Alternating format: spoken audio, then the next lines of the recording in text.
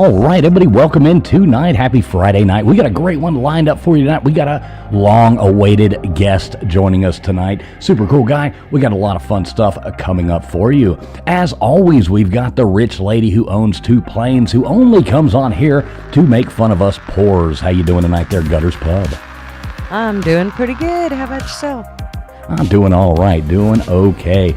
Joining with us tonight, as always, we've got our token mad scientist, shocking himself faster than he can shock the world. How you doing tonight there, Nathan? Oh, I'm doing great. This seems like it could be a real good night. Yeah, I'm looking forward to it. It's going to be a lot of fun. Joining us, too, we have Tombstones coming up here, blessing us with her presence. How you doing tonight there, Tombstones? I am doing great. I am so excited for tonight. All Could hardly right. sleep.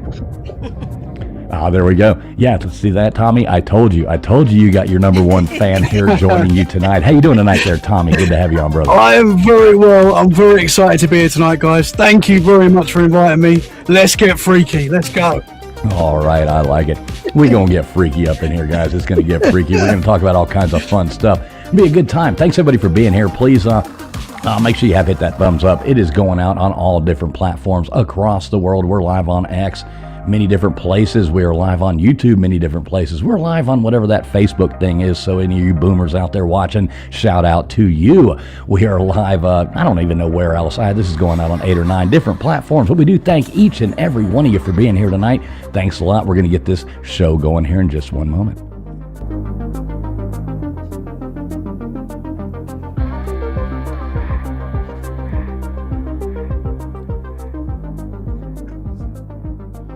Would you mind telling me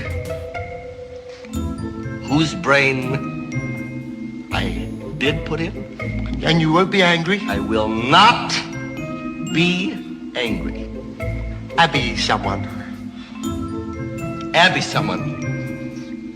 Abby who? Abby normal. Abby normal.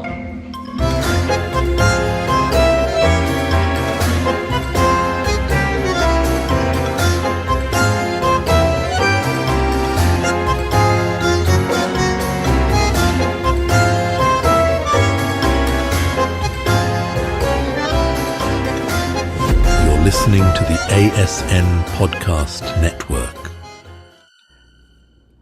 All right. Once again, thanks everybody for being here. We got a great one lined up. Who's in here already? We got TK coming in here right off the bat. Good to see you, TK. We got Gumby in there, and we got Matt Dummett. What's up, Matt Dummett? Karen from HR checking in with us. We've got Praxis in here. Good to see you, Praxis. Let's see who else we got coming in here right off the bat. We've got Gene. What's up, Gene Gambley? Good to see you out there, brother. Let's see. We got Guaco Loco coming in here. We got Goose Sports. What's up, Goose? Good to see you, brother. Blazer in there. What's up, Blazer? Good to see you, Blazer. Hope you're doing well, my friend. Let's see who else. We got Misfits Mania in there. Good to see you, Misfits. Let's see if I missed your name. Not doing it on purpose, but Daniel Berry Sports Highlights. We got Ann Howcroft in here. Lizzie Pop coming in here. We got Adventure Required. We got John Michael. People are flowing in. Really good to see each and every one of you. Please, no matter where you're watching this at, whether you're watching this on Gutters, whether you're watching this on Old Man Bill's, whether you're watching on Tombstones, or whether you're watching over here, we don't mind. We just love having you here no matter where you are. And we got a hell of a guest lined up. Tommy, what's going on tonight, brother?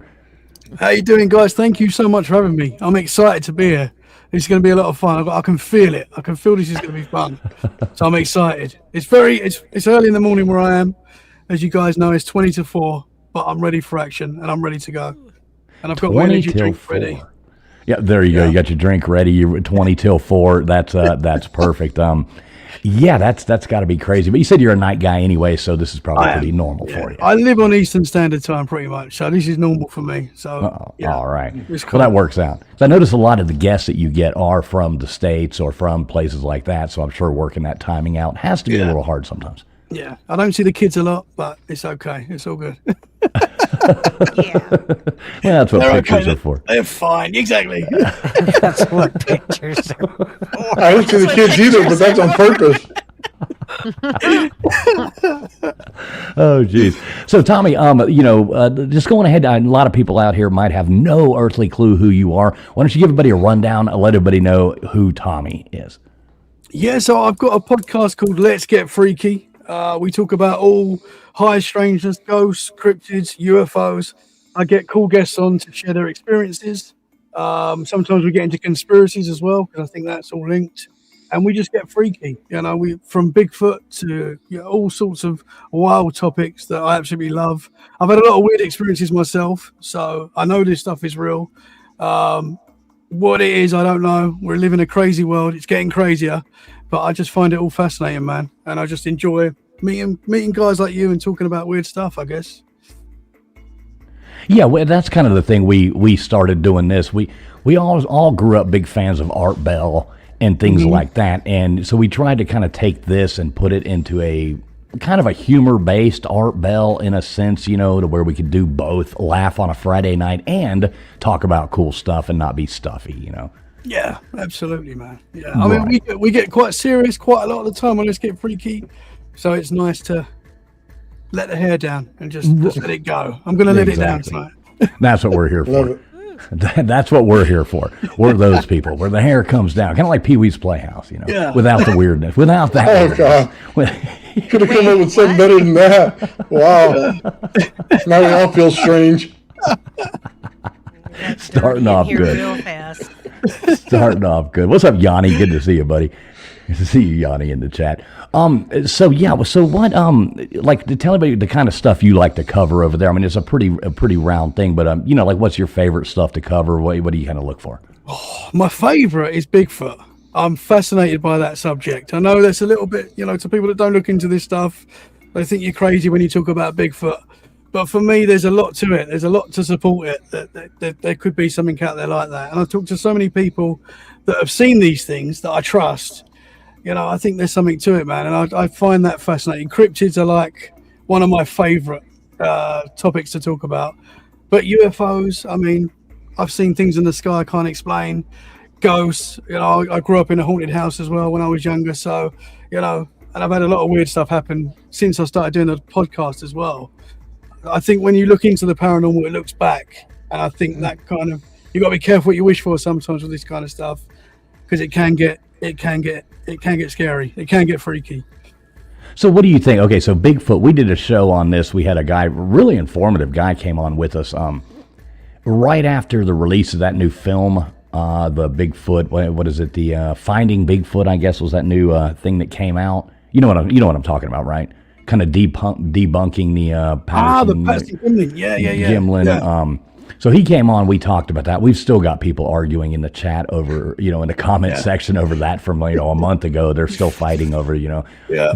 What's your take on that whole move? I mean, obviously none of us have seen it yet, so it's hard for us to really say, either way. But what say you? Well, that's the thing. We've not seen it yet, and not many of us have seen it yet, so it's hard to say.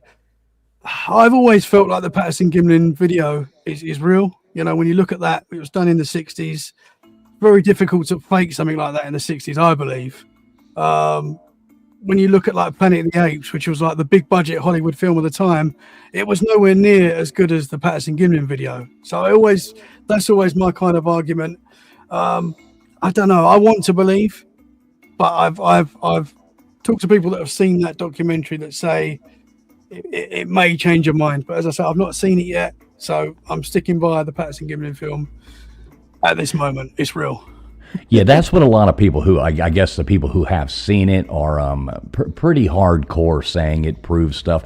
I don't believe anything until I see or hear, you know what I mean? And even nowadays, it used to be, what was the expression? It was believe half of what you see and none of what you hear. Now with everything going on, you just can't believe a damn thing coming from anybody anymore. Yeah. I think that's done on purpose. I think they want to keep us confused, arguing. Yeah, I think that's a part of the plan, to be honest. That's my conspiracy side. Yeah, that makes a good. Yeah, they do want to throw out all kinds of crazy stuff and keep us confused, keep the masses arguing over stuff, and absolutely that's about it. What's up, two awesome dogs coming in there? We got who else did I see? We got what's up, Copper? We got Copper. YouTube Police coming in here checking on us. What's up, buddy? Yeah, so did Gutters, you got anything to say about the Bigfoot topic there while we're on that? I know that's a big thing with you. Well, I mean, I live in the Pacific Northwest. We're pretty sure that we got a bunch here. No, I mean, I don't know. I've never seen one myself, but that film, for me, I think it would be hard to fake. But, you know, I mean, I'm pretty gullible, so. Yeah, you faked harder things, haven't you? That's right. As Definitely. women, we can pay. They're all faking it. A lot easier to make a Bigfoot video. That's right. Yeah, they're searching out Bigfoot for all the wrong reasons. Right, exactly. Yeah, I don't know. I am Feet are this anxious. big, it must be. Right, exactly. Yeah, I am anxious to see that new movie, or documentary, I guess, whatever they want to call it, the Finding Bigfoot. Do you know when that will be out, or do you have any idea, Tommy? I'm not sure. I've heard that they're trying to get promotion, I guess, someone to sponsor it or, buy it, take it on, someone like Netflix or something. I don't know. But it's Roger Patterson's nephew or something that's made the film. And there's talks that, he doesn't get any money from the film at the moment. And this might be an incentive to get some money. I don't know, but maybe. Often these things are about money, right? So we'll see. Yeah, everything's about money. Yeah. Especially with that, you know what I mean? And I would think one of these people would pick that up with as much. I mean, it damn near broke the internet there in like the paranormal communities, and especially the Bigfoot. I mean, that split that thing right down the center. You saw, I mean, it's Bigfoot, for Christ's sake. I mean, like, it should be like a fun thing that everybody, you know what I mean, gets around.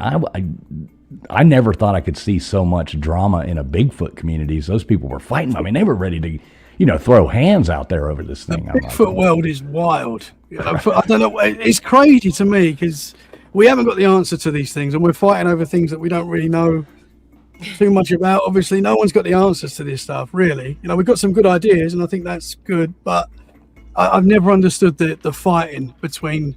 In the Bigfoot world, you've got like the woo camp, you've got the people that believe these are like supernatural entities, and then you've got people that believe these are flesh and blood, and they will just go at it. And I've never really understood that.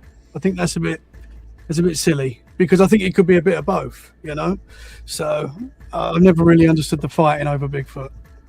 Right, it's like something if like everybody would love to believe in Bigfoot. I mean, of course I would too. I love to know. I've got a Bigfoot sign hanging over here. I've got a Bigfoot holding an American flag on the back of my car. I've got a Bigfoot crossing sign in front of my house. You know what I mean? Like, I love the whole Bigfoot thing. It's funny. It's fun, and it's cool, and it'd be really cool if it was. But I couldn't believe, like, fighting over Bigfoot. That would be like, to me, that's insane. Like, people will fight over anything, even Bigfoot. It's crazy. Yeah, definitely. The world of the internet. What say you, old man? Yeah, dude, I'd love to believe in Bigfoot. I just don't believe in what I saw. That's it. Right. I mean, dude, I would love to be in the middle of the forest and run into Bigfoot. I mean, can you imagine the conversation you'd have? You know what I mean? Because if you don't run away and you're not dead, then, you know what I mean, it'd be the most awesome thing in the world to get a perspective that you have no idea about. Mm-hmm. So that'd be for me right there. That'd be my thing. I'd be sitting on the park bench with him talking. You know what I mean? I wouldn't be running. Hell, I'm fat. I can't even get that far. You know what I mean? I'm tripping over the first rock. He's got his big foot up my ass in the 2 seconds that I'm running. I have no chance. So I'm just sitting down and trying to have a conversation with the individual. Yeah, he might be scared of you. He's like, holy shit, what did I run up into up here? This guy's got electricity coming out of his head. I don't know what the hell's going on here. Well, if I got my testicle on my back, you're in trouble, buddy. Oh, well, yeah. Yeah, you're going to ride the lightning. So now you're keeping your testicles on the back, in the back. Tombstones. I know you got anything to add on the Bigfoot thing? You want to go in there, and I know you had a question for Tommy about another thing you wanted to know if he believed in. Oh, well, if we're talking about like cryptids, right? Whatever you want to talk about. Well, no, but I was going to ask if he was Team Nessie or one of those other people. I'm Team Nessie. Nessie's one of the OGs, So there's something out there. Quite interesting. I can't remember the gentleman's name, but there's a guy that's been researching Nessie for, I think, like 30 years, something like that. He's got a big beard. Yeah. You might Yep. recognize him if you see him. I can't remember his name. Yep. But he's recently come out and apparently said he doesn't believe the creature's there, which I find very strange. You know, this guy's been pushing it for years, and he suddenly said that. And maybe that's because he's coming to the end and he's not found it yet, and he's just like wants to put an end to it. But so many people, again, like Sasquatch, so many people see this thing. You know, I interviewed someone a couple of weeks ago that's aunt had an experience while on vacation Yeah. in Scotland. She saw one of the Yep. saw the creature.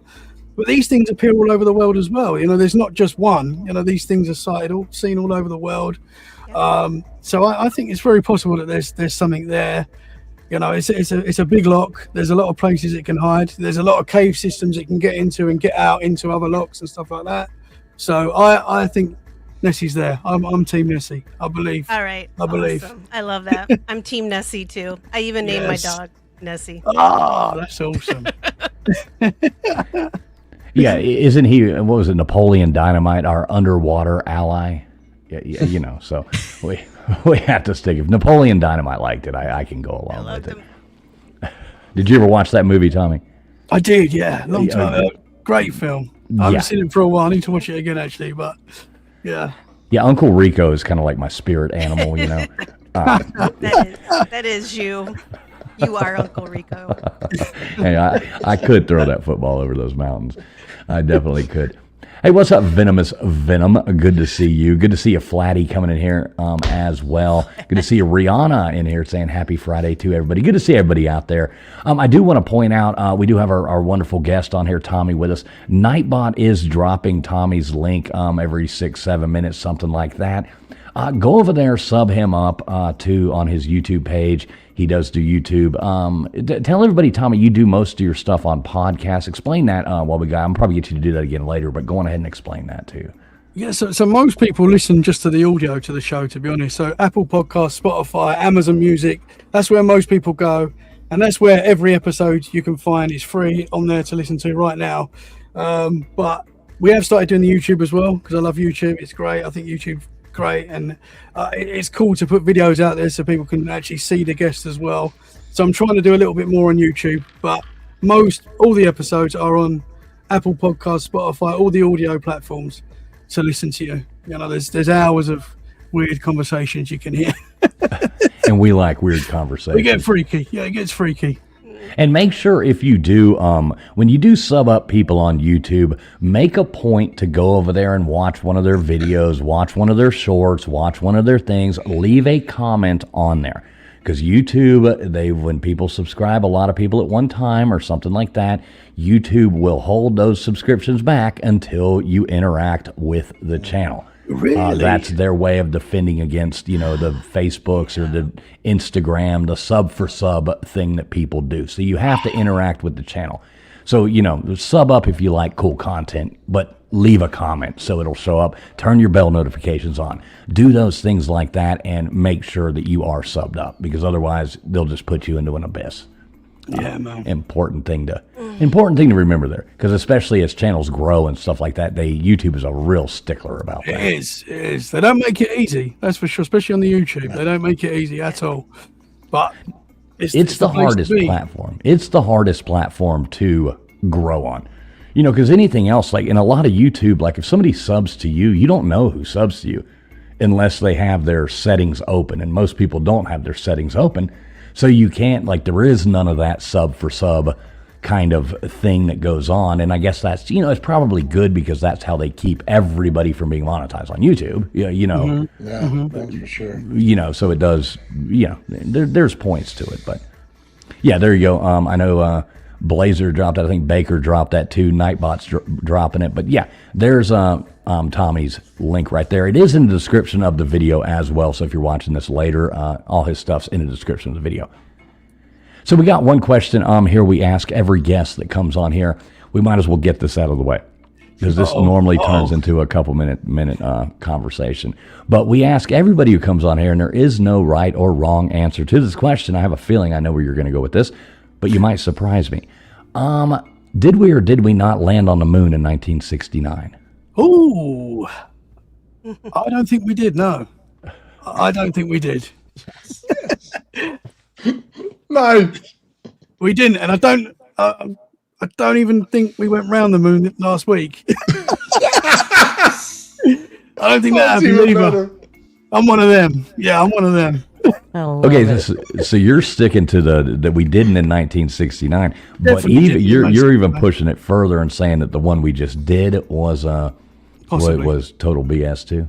So they make it easy for us, for the conspiracy people, right? They give us so many things that are like don't add up. So, for example, there was a video of all the people on the craft last week, spaceship, whatever you want to call it, and they're all floating, their hair's floating and stuff. And one of them was holding a bag or something, and all of a sudden they dropped it, and it just shut down. You know, there was no floating. There was that. I know there's a lot of fake stuff out there as well, so I'm very easily fooled with stuff like that as well. But there was a lot of weird stuff. There was a lot of weird things that didn't kind of make sense with that. You obviously had the lady that completely froze when she was doing the press conference after. Very weird. And I'm sure a couple of them are like known actors as well, right? They've said. Yeah, I saw some of that. Maybe one of them was in like Mad Max Fury Road or something like that, and there was a couple weird things. Yeah. The thing that got me was I can go on vacation for how long were they supposed to be out there? And I can believe we have the technology to do what we did right now, but I don't believe the 1969. It just, I just have trouble believing it. But what got me was I can go on vacation, and I come back scruffy, and they were up there for what 10 days or something like that. I mean, you got a beard, y'all probably don't really realize this, but they're all clean shaven people, When they got out of that, whatever that thing was, they dropped down into the ocean. When they got out of that thing and came walking out, I mean, they looked like they were, ready to go model for like, Abercrombie and Fitch or something like that. They were GQ models coming out of that thing. I was kind of like, wow, you got some good razors up there and some, like, it seems like the last thing you would have been worried about was clean shavenness. Yeah, absolutely. Yeah, absolutely, man. There was a lot of fishy stuff. I mean, definitely in the 60s, no, I would say no. For sure, because apparently we lost the technology. How can you lose the technology for it just doesn't make sense to me, and there's more power in our cell phones than there's so much. Obviously the shadows, the list goes on. The fact that it looked like a tent that they was in, what else? The green screen. Yeah, the green. Yeah, exactly. Yeah. There's so much to go against it, Well, it started out wrong. First they said the woman broke the crapper, and then there's 4 guys there with her, and then she fixed it. That never happens in real life. Okay, she immediately goes over and finds the men to fix it. Okay, we already know better. That was a lie from the beginning. Yeah, I called bullshit right from the get-go. I'm like, no. I always go back to the we say this every time. Every time we have this conversation with people, we always have to go back to the same thing. But it's that damn jalopy thing they somehow dropped out of that spaceship, and they landed that, the eagle on the thing, and it's got all the duct tape and all the, and then the rover's got the old lawn chairs ratchet strapped to it or something. I mean, it just looks so bad when you look at it now. Do you think we'll ever know? Do you think we'll ever know the truth when it comes to the 60s one? Do you think they'll ever? No. No. Never. And you see, I don't even necessarily believe it when, they say like, so did we launch something up there? Yes, probably. Did we maybe even nail something at it and drop something there remotely or something? Yeah, probably. Did they maybe do that and film some of the actual people jumping around, bouncing around, looking all goofy, coincide with that? That's kind of likely that they would have done that. And that would still give like the thing where, you got China and India, making their thing saying, hey, we've seen this thing sitting on the surface of the moon. It doesn't mean that we couldn't have launched something up there and dropped it on the moon. I think we have the technology to get to the moon now. I don't see why we wouldn't. It doesn't make any sense with where we're at now.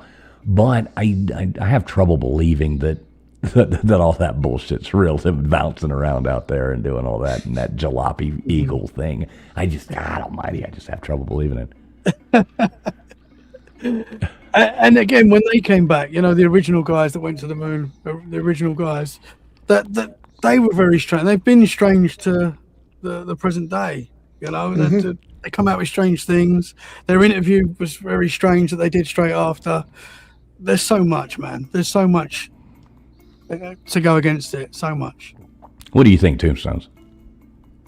Well, you already know that Jiffy popcorn thing did not land on the moon. There's no way in hell. I mean, that looks like my 5th grade science project where I was all obsessed with Battlestar Galactica. Like, nah, no, it didn't happen. Yeah, it's like your, Mystery Science Theater 2000 or something, or whatever it was. What about you, Gutters? Oh yeah, no, I definitely don't. No, not in any way. I mean, there's no dust on the foot on the pedals of it that, like, the foot, whatever they call those things. Yeah. The platforms. There was Right. no dust at all. I mean, nothing. I understand there's supposedly no gravity, but come on. There's just no way. And then the whole thing, like she said, it looked like Jiffy Pop, and, or your 6th grade project when you put poster board and tinfoil together. Yeah, it's pretty bad. Pretty bad. So I think we're all pretty much, maybe we can disagree a little bit on whether or not we did it, went around the moon right now, but I think we all call bullshit on 1969. In thing. All right, so here we go. What about pyramids? What do you think about pyramids? I mean, that's a good one. It's fascinating. I mean, you've got this new finding that there's something underneath the pyramids now. I believe it's technology that we had, and I believe we got wiped out, and whoever came back took it. I don't know. I don't know what it is, but I don't believe the history that we're actually told, like the narrative that the Egyptians give us. I don't believe that. I don't think that's true. I think that's fair to say that we couldn't make these things now. They align with the stars and all that kind of thing. It just, it just seems, there's more. What is that guy's name? Oh shoot, I always have trouble saying it. The director of antiquities over there. Yazi The Hawass. doctor. Yes. Doctor, yeah. What is it, Nathan? You just said it. I think Yazi Hawass or something like that. Yeah, Hawaii, Yazi Haram, whatever. Yazi asshole, whatever. He seems like he just is covering. I mean, like, Absolutely. Why not dig? Why not look at these things? Why not do, like they have the thing now with the second Sphinx. They're talking about a second Sphinx. Well, there's always 2. Well, even on the pictures and everything, there's 2 in the pictures, there's 2 in everything, and they're like, no, that's impossible. There's not going to be one. No need to even do anything. Look, squirrel, we'll just move along. Why would you not drill down? I mean, whether it's there or not, who knows? The only way to find out is to look. Absolutely. What is the big deal? Digging. The question is it going to be the dog face or the lion? Well, see, that's what would be great, that's what you would find out with that. But who knows when? See, I'm with you, Tommy. I think that I kind of believe that, here's, we got Mr. Producer working hard for us in the back there. Look at that. Yeah, and this is underneath they're finding all those things. Now, this is obviously an animation of what could possibly be there. But the second Sphinx thing is pretty fascinating there. But I am with you, Tommy. I think that the Egyptians likely found those. They were nomadic people and probably came, because I think this world's been reset a few times. Yeah. Because you could see it happening again. The world right now, you could see how we could just destroy ourselves at any moment. So it's not a surprise that we've done it many times before. So yeah, did you see that? I forgot. I can't pronounce that guy's name. I can't remember what he's called, but you just said his name. The Egyptian guy. Yeah, he was on Joe Rogan recently. Did you see that? Yeah, with Jimmy Corsetti and they were all on there arguing with each other. Yeah, absolutely. Yeah, and he didn't paint a good picture, So No, he seems like a snake. Yeah. He's taking everybody's findings and calling them his own. Yes. Yeah. Yeah, he's done Strange, that a man. lot. I mean, There's a labyrinth in Egypt. There's a labyrinth underneath the ground that they found in there, and he won't let anybody excavate it. You know what I mean? And go down and see everything in it, and it's multi-level. It's humongous.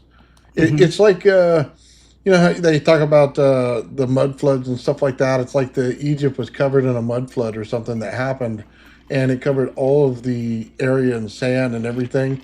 And there's a whole civilization underneath it. Mm-hmm. So Well, they they talk a lot say, about that. yeah, they say that that labyrinth is like, you know, the most that it, you know, the ancient writings and stuff like that go back and say that, you know, dwarfs everything else, the pyramids, you know, anything else, that was the most elaborate thing ever built and all this. And it's likely everything else that is written is there, you know, and they're finding it and all this. It's underneath. I mean, we all know how many years ago could that have been built? I mean, you could say, I forget what it is, but if something catastrophic happened right now, I mean, what would it take? Like 1,000 years, and you would not even know that we existed here? You know, even with our skyscrapers and with our things, they would tumble, they would crumble, they'd be covered in trees. Everything, that the earth would change. And you look at, if a meteor hit or some, you know, and it's happened before. They say that's how the dinosaurs, I mean, if you want to believe that story, but that's how they went extinct, you know, and different things. We know there's whale bones have been found in the middle of the Sahara Desert. You know, we know that used to be underwater. Look at the Grand Canyon. Look at the thing. That used to be water. I mean, our earth has shifted over and over and over again many, many, many times over the course of our lifetimes. It can be tomorrow that, you know, something happens and wham, bam, we're the nomadic people, and, you know, 1 million of us survive out of the, you know, 8 billion people we have now. And it starts over again. And we go and we find this thing and go, oh my God, what is this? You know, and we worship it because, you know, 3 generations later, you're worshiping the Empire State Building, you know, or the Statue of Liberty is now God, you know, or some bullshit like that. Oh, You that's know, great. like, so you just don't know, you know. Yeah, absolutely, man. I think we've had that reset. And yeah, I mean, look at these images we're getting here, you know. No telling what's underneath all this. What do you think, Tombstone? I think it's Atlantean tech. Go ahead, Sue. I don't know. I've recently been exploring, you know, well, I explore cemeteries anyway, but I've come across like these people from Victorian times were obsessed with Egyptian revival style. Like they made temples and actual pyramid tombs, and these were Christian people. So I don't know. It's just something about that I think we look back, there's just something there, and I wouldn't discredit anything. I think these people, yeah, this I believe is probably lost technology, but maybe they got it from somewhere. They had to get it from somewhere, but I think they were highly intelligent. I think they were more intelligent than what we give them credit for. Well, they would have to be. Kinda Old man, like Stonehenge and all that. Like we know they could do it. We've figured it out, but yeah, Nathan, you were going to say something there. What was your point you were going to make? Oh, well, we pretty much know what the pyramids are. If you understand electricity, you understand it. You're bringing the earth closer to the heavens. So basically, you're making a spark happen faster, right? You're creating tremendous pressure in the air, so it pulls down to the earth. What you get is anytime it strikes lightning in it, the pyramid acts as a capacitor because it's full of water at that time. They have big pools that sit under it, right? So you get telluric current in the ground, and telluric current grows all of the vegetables and everything way faster. So the fact that they always talk about the pyramids and everything was green all the way around there, it's the exact reason why. It was free energy for the world already. It's capacitance to the air. So when Tesla put up his tower, the reason they had to get rid of it was the exact same reason. Is you're creating, you know, the ground to earth, or excuse me, the ground to heaven. And also when you look at that big spiral structure they found in, I want to say it was Iraq or whatever, you know, the one that comes up like this, it's bringing the ground to the heaven. It's the same exact thing going right there. It's that energy that's up in the sky. It's 100 volts per meter as you go up. So you can just pull it right in capacitance, hold it in a pyramid. And they said they make fertilizer and stuff in some of the pyramids, the way that they're structured in the pressure. So yeah, not to get all scientific on everybody, but that's exactly what those things are doing. It makes a perfect capacitor, the way they sealed it, the way that they They built each chamber in there. They use resonance in order to keep it going longer. Everything falls right along with electrical theory if you understand it properly. Interesting, man. Well, don't tell us not to get all scientific. You are our token mad scientist, so I mean that is your job That's what to I do. get scientific. You know, that's what you bring for us, because we're all a bunch of morons over here, and you know I'm a self-proclaimed fool. So you know we need to surround yourself with smart people, and you know it really helps your life. Electricity is what we use and abuse you for. Right. Shout out to a couple more people coming in out there. What's up, Little Miss Red Velvet? Good to see you. Jay Lieb got in here. Venomous Venoms. Good to see you. Honk Tube. What is going on? Good to see all you guys in here. We got one here. Fix it fast. I got to spell it out. I'm like FIXIT. Oh, fix it fast. Good to see you. I fixed that fast. See how good I am. Wow. Yes. Sorry, chat's rolling here, you know, from every different place coming in, trying to say hey to people. But what's up, P Digits? Good to see you guys as well. Like I said before, Tommy, great guy, good friend over here. I've been following him on X for a long time. We chat back and forth. Make sure Nightbot is dropping his link over there. Go over there and sub him up. Check out his stuff. He does a lot of cool stuff. Yeah, there's so many things now. I've been trying to put through Tommy. I've been trying to make a trip to Egypt happen for a little while now. So I'm trying to get a little group of people there. I'll come with you, man. But, okay, so see, you're in. See, I like it. I like it. You and I, we're going to be good friends. He's already like, I'm there. All right. Let's go. So many people, they're scared to go, and I'm like, it's never going to be a better time. I mean, like over there, shit's just gone downhill forever. I mean, it could be, there's been worse times. They probably would have like chucked our heads off at the top of a pyramid, or maybe that's Mexico or something. But, you know, who knows what's going on over there. We would have been made slaves and made to like, you know, build the damn things or something if we went at the wrong time. So there's never a good time. If you sit around and wait for a good time, you'll never go. Absolutely, man. Absolutely. One of my friends went over there a few years ago, and he's walking through the market, a nearby market, and he's got like blonde hair. And apparently there was guys like trying to offer him money for his hair. So, I mean, if I can sell some ginger hair over there, I'll do that. I will too. I'll go. Come on, How guys. much can I get for it? Let's make bank on this shit. We'll take it all of you. Yeah, absolutely. I sell my what is that picks. charity? Let's do this. What is that charity they do here? Locks of Love. So yeah, it's like the equivalent. You can sell it over there. That's even better. You don't have to give it away. Just take our razors and... There you go. Maybe you borrow the ones that the astronauts took up in that spaceship. They seem to be really good razors. So you could get a hold of some of them, come back clean shaven as hell with, 50, I don't know what kind of money. What kind of money do they use in Egypt? Anybody know what that's called? I don't. No. Gold. I have no idea. It's probably something like a denal or something. Yeah, who knows? Something weird.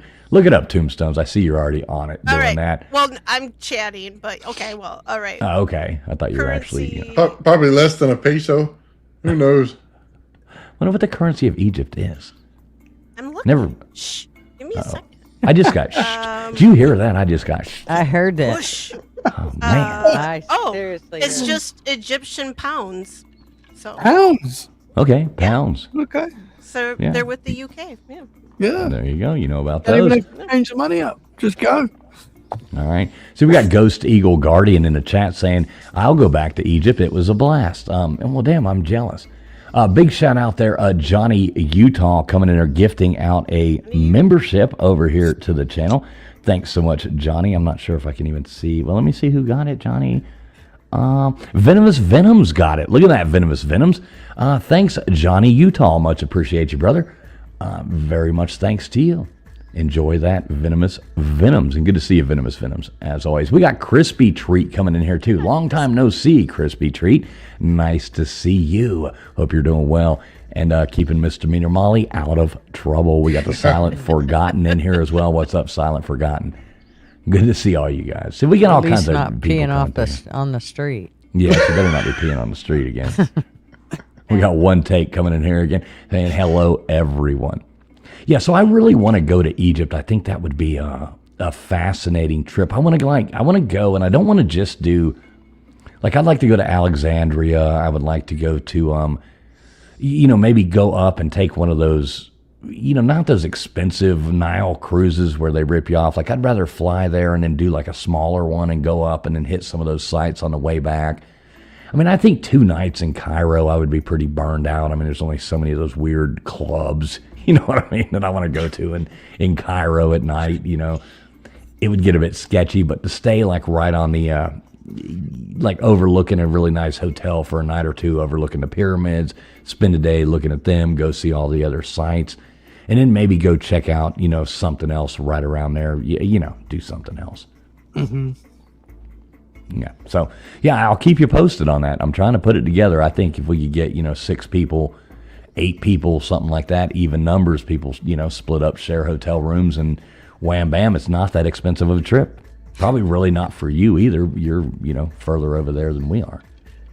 A little bit closer. Right. I mean, bit. what? Yeah, I don't know which way. I mean, I guess a plane would probably flies your way. Yeah, I'd like, you got to think about it where I'm at. Like, would you fly? I guess it would go to Europe first. It would go that way first from the States. You can stop in London. We can go to a few haunted castles in London, and then. Yes. There we go. He's got us tied in. Yeah, this is going to turn into a 2-month trip. I'm already there. I live very close to Stonehenge as well, so we can stop off there. I'm about 40 minutes away from Stonehenge. I can't wait to go back. I was there and I got physically ill at one point.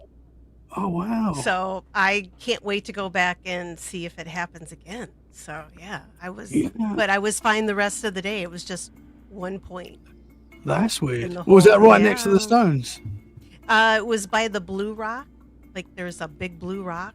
I can't remember. I think that was the name of it. Just was the Blue Rock or something. But yeah, I was standing there and I got like that vertigo feeling, and I was like, "Oh, I don't feel so good." Like I thought I was gonna throw up, and then my boyfriend at the time, he like walks me away, and he's like, "Okay, I'm gonna be all right. I'm gonna be all right." And then I was perfectly fine the rest of the day. But yeah, I kind of felt like there was like some woo-woo stuff going on. It was crazy. So yeah, I want to go back and see if it happens again, because yeah, I'm fascinated by Stonehenge. So what do you think? So I've never been. None of us. I think you guys are the only 2 that have been to Stonehenge. Go first there, Tombstones. What do you think Stonehenge is? And I want to hear Tommy's explanation as somebody who lives there. I mean, it's crazy, like how it is aligned with, with the equinox and like all of this stuff. And it was built by these people, and they brought them from, like, they know where they got the stones from and all of that. I just have to think it's like maybe a worship site, because I don't think they've ever found anybody buried there. I don't think there's actually been any remains ever found. But so all I can say, I thought maybe it was a burial ground, but they say they've never found anybody. So maybe it's just like a ritual site, worship site, because it does align with, like the soul. I think it's the solstice, isn't it? With all of them, it lines up. Mm-hmm. All right. What do you think, Tommy? I interviewed a guy that works at Stonehenge called Matt Pike, and he's like a tour guide at Stonehenge, and he's there every day, and he actually runs the Stonehenge TikTok. So if you ever follow Stonehenge on TikTok, he's the guy that's talking every day on TikTok. He's a really knowledgeable guy, like very interesting man. He said to me that not a lot of underneath Stonehenge has actually been excavated. They've not actually dug up much of it at all. I think he said it's a very small amount, like not even 10%.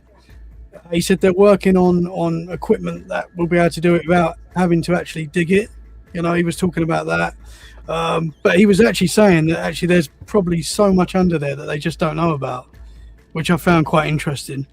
And he also had a UFO sighting whilst he was working one day at Stonehenge. And there's a big UFO connection with that whole area.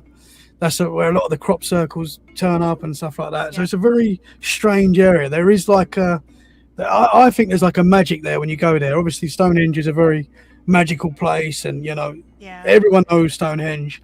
There is a special feeling when you see it, and there is like a feeling in the air of magic. So maybe there is something going on there, man. So there is like I don't know. We get I free don't portal. ever, I don't get into the whole portals thing, but if there were one, I don't know. That feeling I got, I don't get that very often. Yeah, Like that's every strange. once in a while, like I only feel vertigo when I'm like up extreme heights or something. Not usually when I have both feet on the ground. So yeah, that and I is had that interesting. there, and it was just like it was, and sometimes you go to those old monuments and you walk up and you're like, oh, this is what I've been waiting to see for. But you walk up on Stonehenge and it was just like, it was just it's complete magic. It was just Yeah. beautiful. And I didn't want to leave. Like I just felt like I should stay there, and it was just it's gorgeous. Tombstone Loved Venomous it. Venoms in the chat wants to know: have you ever gotten sick on any of your cemetery walkthroughs? Anything similar to that? Not typically. Usually, I feel very comfortable in cemeteries. So, but if I do get that feeling, I usually leave because that means somebody doesn't want me there, and I ain't messing with that stuff. So yeah. Right. But usually cemeteries, I feel real because I go in with the intent that I'm not doing any harm. I'm there for good reason. I'm there to say hi to everybody and to remember people. And I think I get that point across pretty quickly. So I don't ever really get that feeling like that. So, And I like Ghost Eagle's comment here. He says, I traveled all over a good portion of the world. A lot of places are great, some not so much. And I agree with you, Ghost Eagle. I've had some bad experiences traveling, and I've had the great experiences traveling. But you don't know till you get there. So that's nothing more fun than being a stranger in a strange land and just going, here I am, and see what happens. Sometimes it's great. Sometimes you get taken by the military in China and interrogated for hours and hours. And, so sometimes, it can be very sketchy and sometimes it can be really fun. But, I always think of Stonehenge. Go ahead, Tombstones. You say something. No, I was saying I was trying to get picked up by the Scottish police, but no matter what I did, they just didn't want me. I don't know, they're like, no, girl, you go home, get on that plane. I'm like, no, please, I want to stay. Let America have you. Yeah, they're like, no, you go back to where you came from. But I'm like, my people are from here.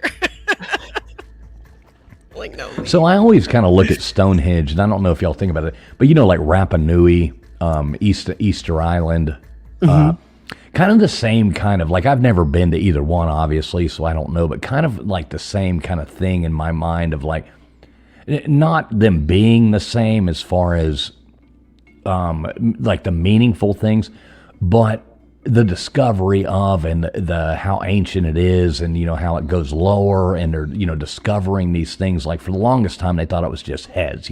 Now there's bodies. Now there's, and nobody lives there. What happened? What the hell's going on here? So I love those ancient things. What do you think about all that, Tommy?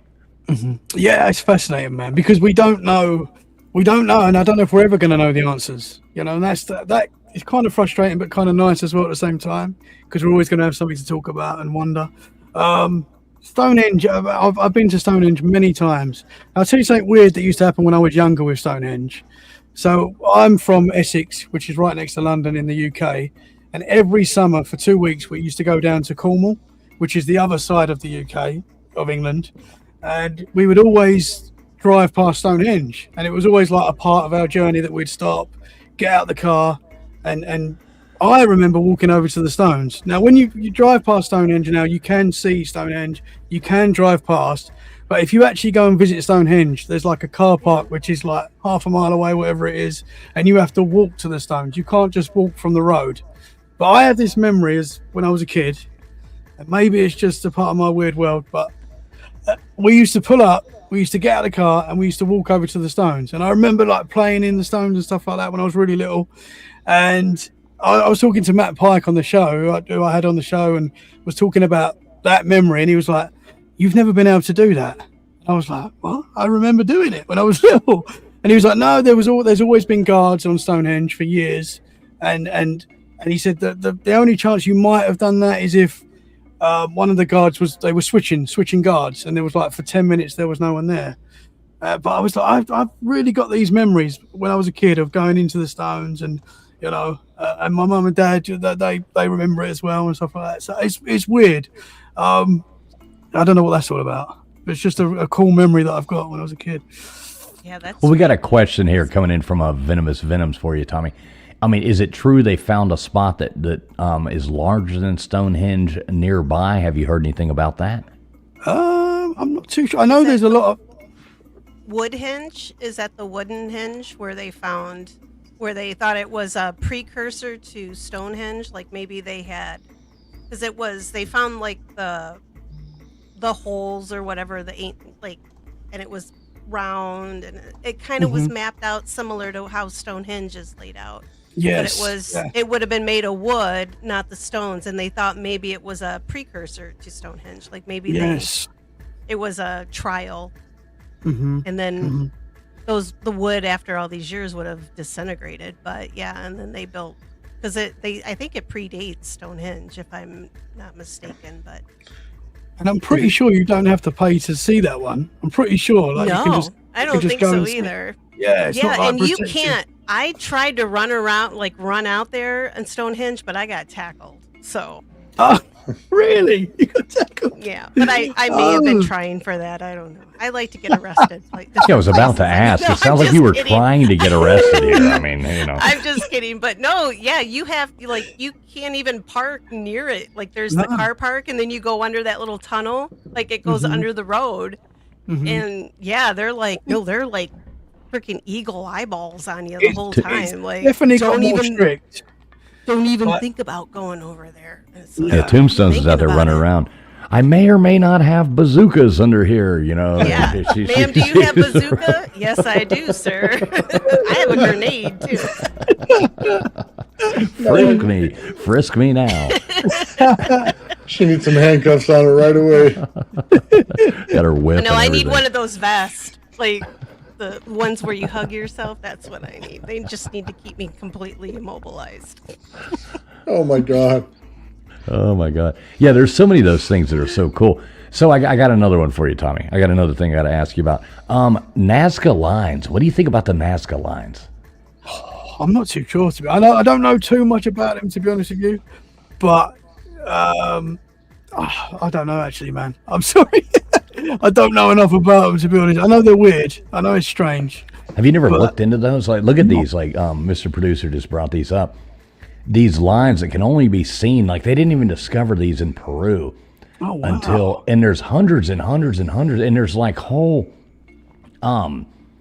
it almost looks like roadways in the desert there in Peru, and there's spiders. You got any other ones of those we could bring up there, Mr. Producer? I'm sure you could maybe even full screen them if Tommy hasn't seen some of these. I mean, there's huge spiders. There's huge road, almost looks like airports, and like, so they didn't discover this stuff until they flew over them.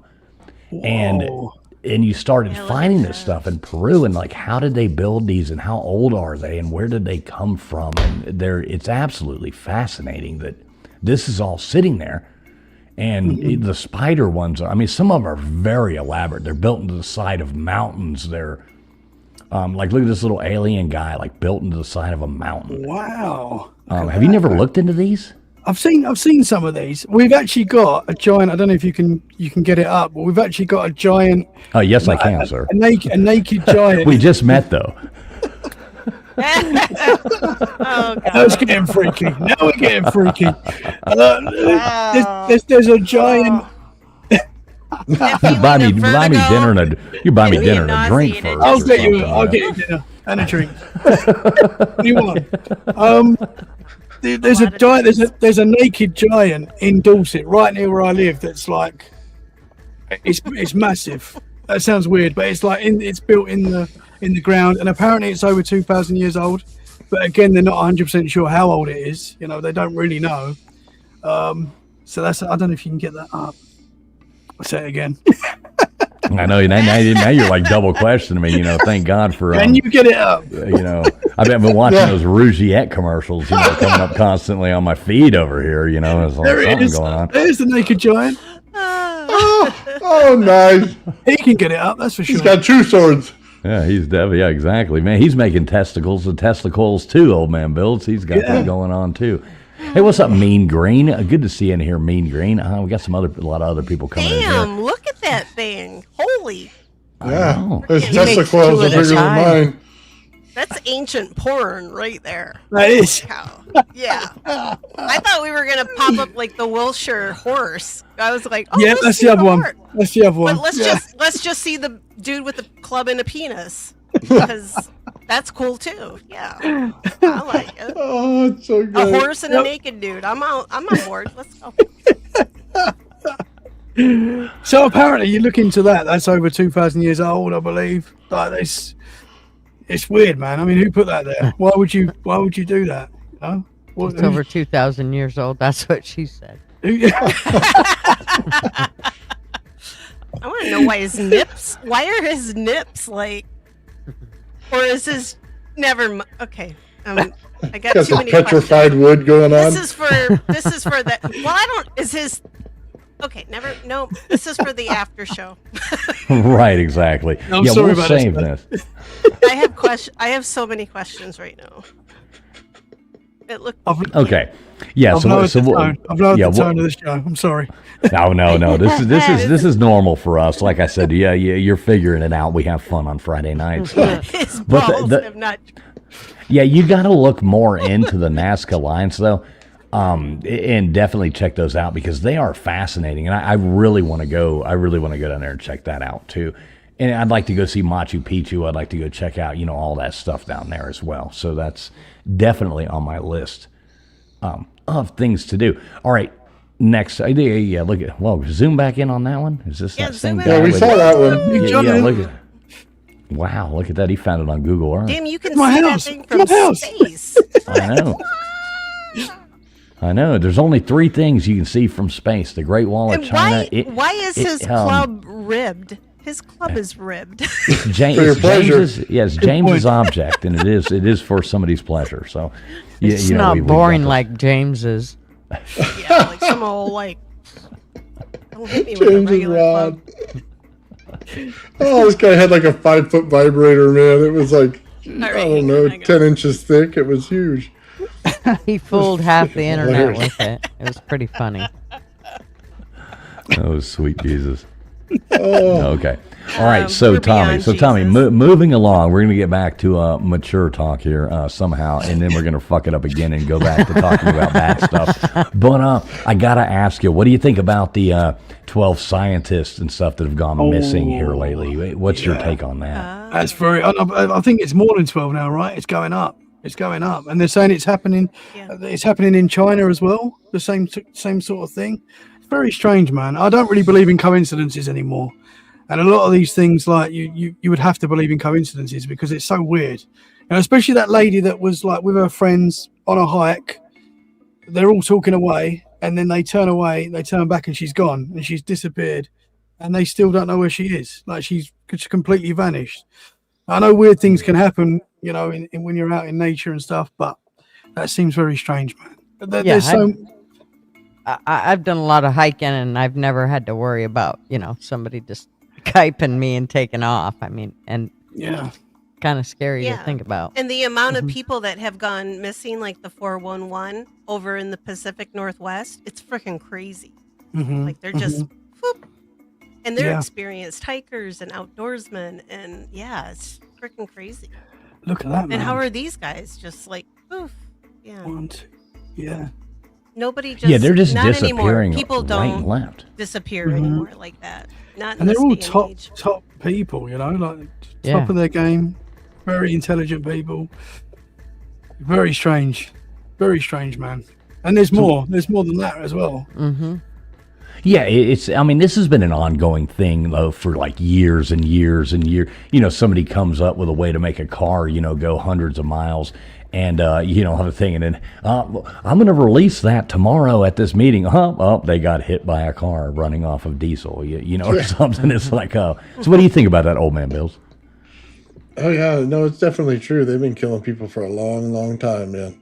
It's usually when they get close to like a resonance technology, and they start to put it in their plasma and everything else. That's when they start to disappear. That's when you start to see everybody leave. So that's the tipping point. Once you understand that, because it opens up a whole nother technology. The one that they had a long time ago in Egypt, and they had it in Atlantis before that. By the way, I was going to say in the crop circles, if you've noticed from your area view, of Stonehenge, everything's in concentrical circles, and there's several sites all the way around there. They actually build those for energy in the ground. There's a Rife generator, and it pulls the energy right out of the ground. And I read something about that. Yeah. There's actually technology behind it. So when you feel something weird, there's a reason for it. They already knew. It's distance and circles and resonance, which is the same thing these people are looking into, which is the same technology that were around all over the earth. You know what I mean? And everything that they did. But every time these people get next to it, because the next thing that they build out of that is the kinetic weapons that make everybody just vanish immediately. You know what I mean? You'll be standing next to your tank. The next thing you know, you'll be on the ground in blood, or you won't be there at all. I'm so glad I'm too stupid to invent anything. I think I need more wine after that. Holy you know how many DoD patents I have to stop and not be able to publish because of that? What? Because they'll stop you right away. Immediately, you get contacted. That's interesting what you say. Like they built these things like like the energy from the ground. Like that experience I had at Stonehenge, like that was. It's like a natural organite. Yeah, and it's just so weird. Like you're just standing one spot. What is an organite? I mean, it was crazy. Well, it's basically. Is that the people who like knock on your doors and hand out pamphlets on Saturday afternoons or something? Or no, that's JWs. Oh, okay, I didn't know. Jehovah's Witness. Yeah, Jehovah's Witnesses. Oh, sorry about that. They're not the same. Sometimes the Mormons. We get the the Mormons. Yes, sometimes. You're right. 50, Get a couple of Christians over there if they get spoiled for the day. If they have black slacks on and white shirts, it's pretty much a guarantee as a Mormon. And if their pant leg is tucked into their socks and there's a bike anywhere near, it's definitely a Mormon and not a Jehovah. 100%. Just saying. Put out some soda pop for them. I told y'all how I got rid of those. They used to come to my house like once every month. They'd come and knock on the doors, and they would show up, and it was the JW ones coming. And anybody out there listening, we're not making fun of anybody's religion. We really don't care, but it's just funny.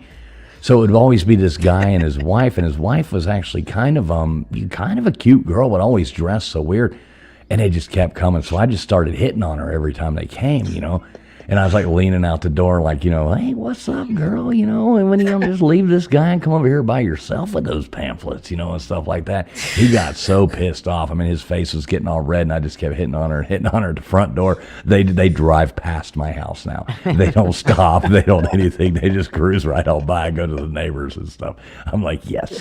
Oh, I love it. Probably why TF has no friends. Probably so. Exactly. He's Just always hitting on his friends. buddies' wives. Ain't a buddy now. Trolls in his yard. Right, those aren't trolls. Anyway. Hey, good night, YouTube police. Good to see you, brother. Hope you have a good one, man. YouTube. Yeah, he's out on this one. He's like, I can't be here anymore, YouTube That's police. right, you Coppers guys are- got to go on this one. And he's like, right, you guys yeah. are going to have popo me gotta burning in go. hell. Like, I can't be Yeah. caught here when the raid comes. Hey, once again, Nightbot is dropping the link over there to Tommy's YouTube channel. His X account and stuff like that is linked underneath in the description of the video. Go over there and follow our good friend Tommy. We would appreciate that. Make sure you interlink with his YouTube channel or something. Make sure you that sticks. So, Thank you. so what? Nah, man. We love having people on. We like, we like community here. Like I said, we do this for fun. We do this collaboration. This is streaming out live on Gutter's channel. It's out on Old Man Bill's channel. It's out on Tombstone's channels. It's out over here Traveling Fools channels. We're live on X. We're live on Facebook. From somewhere. I don't even know where the hell all we're live. Well, we do have 174 beautiful people watching us right now. No matter where all y'all are watching us from, we really appreciate each and every one of you spending your Friday nights with our moronic asses. So we do appreciate you being here. Please speak for yourself. I love it. Hey, I am a self-proclaimed fool now. Yeah, Yeah. that is definitely I know at least Gutters and Old Man and I were, yeah. Hey, what's up, Wanda E? Good to see you, Wanda E. And Mean Green, look at this Mean Green coming in here saying, it's really fun here. Hey, thanks a lot, Mean Green. That's kind of the point on Friday nights. That's what we do over here. We have a good time. We talk about cool topics, and we laugh a whole lot. So, yeah, thanks for being here, Mean Green. Always good to see you. It's like Right. that scene in Spaceballs where he looks around and he asks him, he said this guy's an asshole, and then the other guy's a corporate asshole. You know what I mean? Mm-hmm. He goes, "How many assholes I got around here?" And everybody goes, "Yeah!" They put their hand up. I knew it. Surrounded by assholes. I'm surrounded by assholes. I love that movie. I'm an I asshole. love that movie. Now, Tommy, I have to ask you. So, do you get our show name here, Abbinormal? You get that, right? Abbinormal. I think so. Oh no. See, everybody. Can we clip his voice though when he said that? Yeah, I'm That would gonna be go perfect. back and clip it. I'll go. Tombstone's I'll good. clip it. I'm a good snipper. Oh, What does shit. it mean, no. guys? I'm Tag, I sorry. can snip. Okay, so Young Frankenstein, like you saw the intro, where he's, whose brain did I put in, and he's like, Abby, somebody, Abby. No, he gets the abnormal brain, and he calls her Abby Normal. So that's kind of the point of the show, it's Abby Normal, Yeah, it's not as funny if you have to explain it, but some people get it, some people don't. Yeah, you know I'm what I mean. not It's smart kind of- enough. I'm not smart enough to get that. It is So And it's usually one of it's the an age thing. best movies. No, it is one of the best movies. I've shown it to much younger people, and they've loved it. It might not be politically correct, but it's still fucking funny. Was it Listen, Gene Wilder? nothing funny is politically correct. Not anymore. Well, I don't think anything by Mel Brooks is probably. Oh my God, no! It's But hilarious it's still though. funny. It's still funny. Oh, come on. Blazing Saddles, everything was politically correct about that movie. We don't need no stinking badges. Yeah. Oh God, that was a good one too. Dong. I just still love. Where's Oh my Jared? God, the Camptown ladies. That was hilarious. Chapman Productions said they just joined by accident and they need to know whether they need hemorrhoid cream. And yes, Yes. you will need. lube. Wait, so we can bring this up. Okay. Wait, let's talk to this person here for a minute. So, hang on a second. We have Anna Chapman. All right, Anna Chapman. Boy, that sounds like a pleasant person to meet. Anna Chapman Productions 15. I wonder what 14's like. Just joined by accident, I think. What is this about? Do I need some hemorrhoid cream? Probably so. Probably so. I'm thinking you may need some hemorrhoid cream, not because you came on the show, though. Oh no! Welcome here. Not Welcome this here. again. Welcome here, Anna Chapman. Yeah, bend over, always good old to see you. man. CBK woohoo. Wahoo. Woohoo! Oh, your farts Says, smell like Vaseline. Just got here and people talking about lubing up. Yes, you came at the right Yeehaw, time. You apparently met the women on the show. It's a constant God. conversation here. Mean Green's coming in the chat. I have my own wits. Could you read Mean Green's comment there, Tombstone? Let Wait, me should wet have my stuck whistle. that down. Oh, Oh, no! yeah, I gotta wet my whistle. Yes, for sitting comfort. For anything else, lube requested. I'm sorry, I'm dyslexic. So. You did that so, yeah, very much. If only we could have put some 70s Oh, there's some clipping action there. Yeah, Oh, should I yeah. have done a little dance? Well, Well, maybe so. That was all right. All right, next time. Okay. We thank you try, very much. Anna. We tried Mean Green. We tried. I'm sorry, Mean Green. I love you. Oh my God. So let's do this. Let's go on ahead. What we'll do, let's drop the link. If anybody wants to come on, add their thoughts to this show, you are more than welcome to. We can only bring one person on at a time, no, because we create enough of a shit show by ourselves. We don't want this to turn into an out of control panel. But if anybody would like to call in, give us their thoughts on any of these things, you are more than welcome. So I'm going to drop that link. Tombstone, if you want to do that, Gutters, Old Man, if y'all want to do that into the chat, you are more than welcome to. I'm going to do that right now. So Tommy, what's your favorite while I'm doing that? So I had a ancient question. civilizations, what's your favorite conspiracy? I mean, it's not really a lot of it. I hate to call conspiracies because I feel so many of them are true, you know. What is your favorite topic there? That's a difficult one, man. That's why I asked it.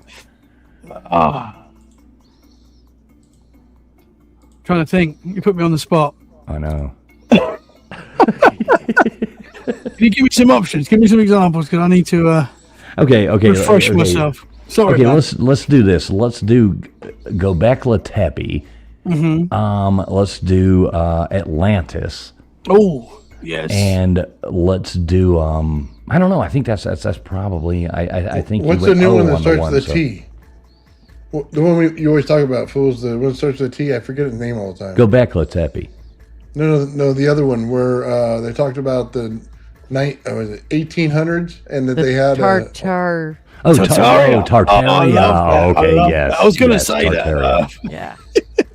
I find that fascinating, man. Yeah, I The- want to go through that. Yes. You Well, know, give yeah, us your the- thought. Give us your thoughts on those topics.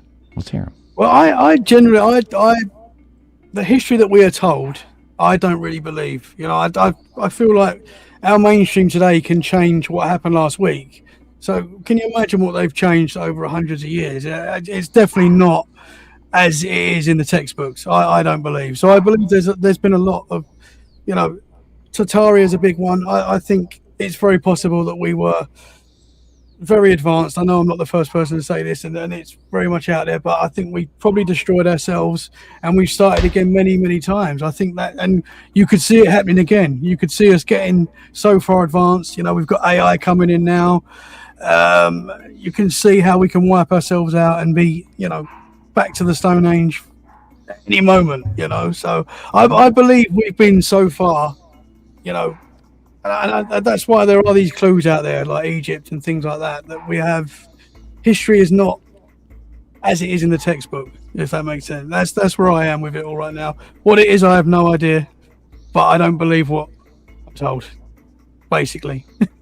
Yeah, I don't Does believe that a make damn sense? thing. Well, no, and see, I don't believe a damn thing they tell us either. Everything that we are expected to believe. So I've said this before, and I'll say it again, but it seemed like science is supposed to be an ongoing changing thing. Like the more we learn, the more we change science, the more we everything. Up until, you know, the things we're not allowed to speak of on YouTube that happened, you know, 6 years ago, and we don't want to bring up those words.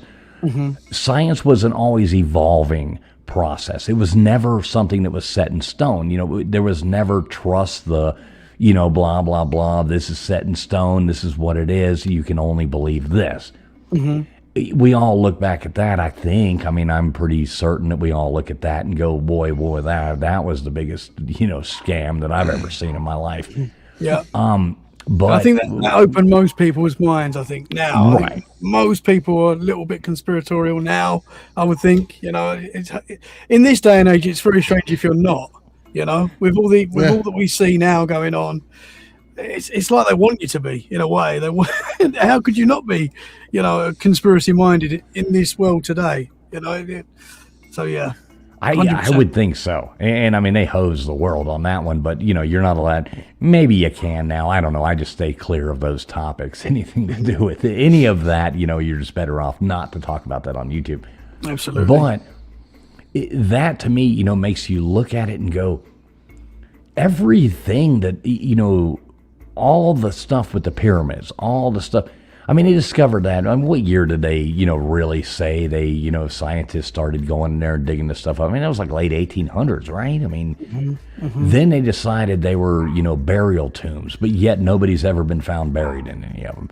Then they got to make up the excuse, well, maybe somebody looted it and stole a bag of bones, and then they got to go and change all this. And now to question anything, they look at it and go, no, the science says this, and, blah, blah, blah.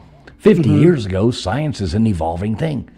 20 years ago, science is an evolving thing. 10 years ago, science is an evolving thing. Now, all of a sudden, if you question anything, you are a conspiracy theorist, which is a term made up by the CIA. Yeah. I think conspiracy. I think it's sort of the wrong word. I think really, because just being open to this kind of stuff. How can you not be? How can you? Because nobody really knows.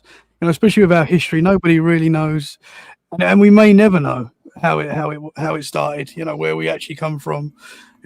We may never get the answers. We might get close, and then we wipe ourselves out again, and then we're just starting again, and then it's a tricky one. Yeah, it's hard to think about that, and I mean, just for being somebody who has an intelligent mind and wants to question a narrative, you're labeled as something like a lunatic, just because you want to question something and be thoughtful about it and say, wow, well, wait a minute, that doesn't really, oh, you're an idiot, we're going to point you out and we're going to say this. Well, that don't make sense. What you're telling me doesn't make sense. What I'm seeing with my own eyes is not what what you're telling me. And maybe I am a fool. I mean, self-proclaimed, but I'm not blind. I was going to say physics stopped evolving with Einstein. They cut it off right then and there. It hasn't evolved since. So just so we're all clear on that. And then, by the way, I was going to tell you a Bigfoot thing. What's really cool is, like, you go outside and you look, you can't see UV, right? But it's light. So everything's a reflection. It's not actually light. That's not what you're seeing. You're seeing the reflection of something is the light. So all you have to do is, if you wanted to disappear, you would change yourself to a UV spectrum. And in that, Bigfoot could disappear right away. And if he's been on the earth as long as he's been, he must have the understanding of that. It's just something that's food for thought. Keep in your mind, because he just disappears out of nowhere. Absolutely, yeah. People are following tracks, and then all of a sudden it vanishes, and there's no explanation for it. Stuff like that. And that makes sense. Can't pick it up. Yeah, and why we can't catch up with these things. It's a good point, man. What do you think, Toombs? I don't know about Einstein, but I think Tesla. I think that's when it all ended, because that man had so much stuff that just came up missing. I don't know. I think he, like, I don't know. Maybe he was a little smarter than Einstein. I know we always say, "Hey, you're an Einstein," but I think we should be saying, "I think you're a Tesla." Well, most people only say that to me, but Well, that's because you're dumb. But I mean, right. I'm just kidding. Don't worry, he hurts me a lot worse than that. Yeah. Seeing I drink wine out of a box. Most women say that. Walter Russell was even smarter. See, choking on the wine, gagging already. Got to go off cam. Here we and go, that was folks. just the liquid part. She choked herself. I thought I was gonna die there for a second. Yeah. Right, exactly. What's up, Ginger Darlene? down. Good to see you. Ginger down. Good thing it's you and not the other one. He's already tried to buy me dinner and drinks tonight, asking if he could slip me he's like trying to slip me Rougettes and Mickeys and shit like that, I'm like, God damn, I just invited this guy on, and here we go. I'm already getting, Wow. Why do you have a black bag full of crushed up blue powder? I don't know what the hell's going on here. But, I'm home alone, and I think I just roofied myself. So I might be desperate. I don't know. Oh my I'm gonna God. cry right Hey folks, anybody out there, if you want to call in, now is the time. Go on ahead and do it. There is the StreamYard link. Like I said, we can bring one person up at a time. If anybody does want to call in and give us any of their thoughts, you are more than welcome to. Just click that link right there. I've got it pinned. I think other people do as well over on their platforms. If anybody would like to, you are more than welcome to come up and give us your thoughts. So what do you think about the Atlantis? What do you think about Atlantis, Tommy? I think there's got to be something to it, right? There's so much evidence to support that it was there, that it's real. I'd like to think it's there. You know, I think there's so much that has probably gone.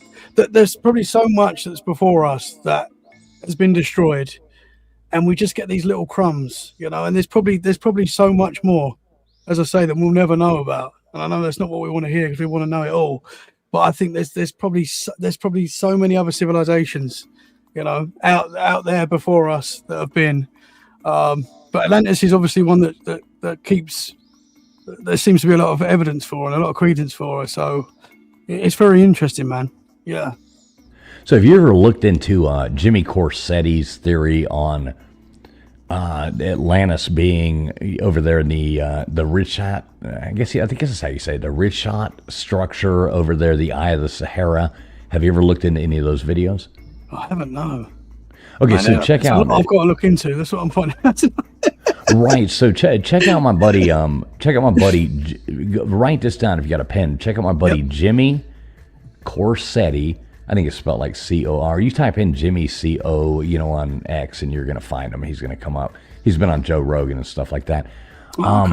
So he's got a hell of a thing with it being the Eye of the Sahara was actually very interesting, and he covers a lot of these other topics that we're talking about too. I want to, like, a goal is to get him on the show one night.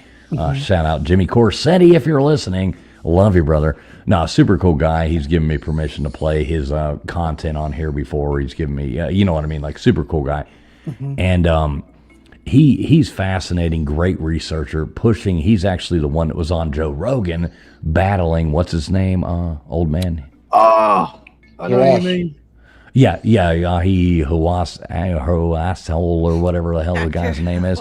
He's the guy who actually is calling him out, going, it's only been this many years, that's Jimmy Corsetti, was the one on Joe Rogan with that, you know, antiquities guy, you know. I always forget his name too. Don't feel bad. Dr. Hawass. Right, Huasel. Yeah. So look into his theories though on Atlantis. It's actually pretty fascinating whether it's right or not. Yeah, you know what I mean? I don't know if it is or not. He doesn't know if it is or not. That's just his theory, you know. But it's interesting. Do you think we're ever going to get the answers to this stuff, guys? No. Do you think we're ever going to get the answers? No. 100%. No. Not during our time period.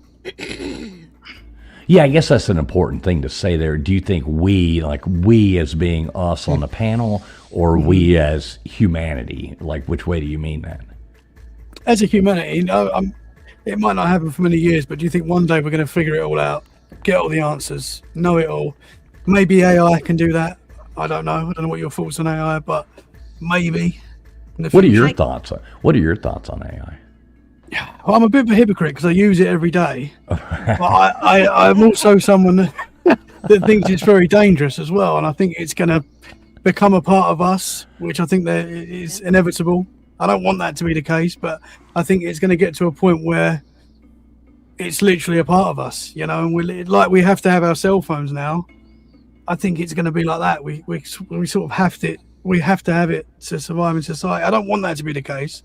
I don't want to put the chip in me, but I feel like that is coming. I don't know what you guys think on that, but I think it's inevitable, and it's moving so quick, you know. And we're relying more and more on AI, and every job that you look into now is using AI in some way, you know. And it's only going to become more and more, you know. So it's quite worrying. It's quite scary, I think. Yeah, you're like, I hate AI, but I love my thumbnail. Yeah, you know, it makes great thumbnails.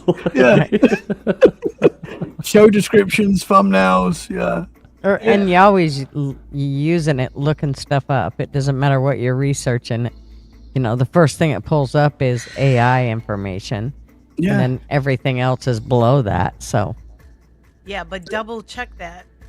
oh, had fights. definitely. I've had fights with like my chat GPT because it's like, oh no, this is right. And I'm like, no, it's not. And I'm like, and then it's like, oh, I just found. And I'm like, yeah, it's like arguing with your boyfriend.